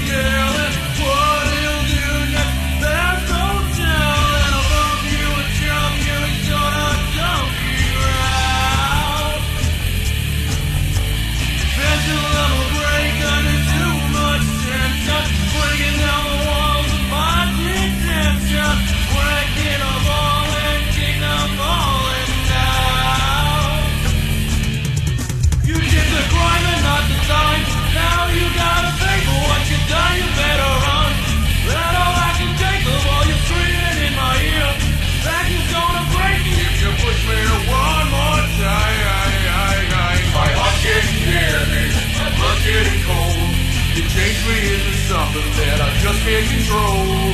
You see the girl, and let's get out of my way. Prepare pendulum is swinging back the other way.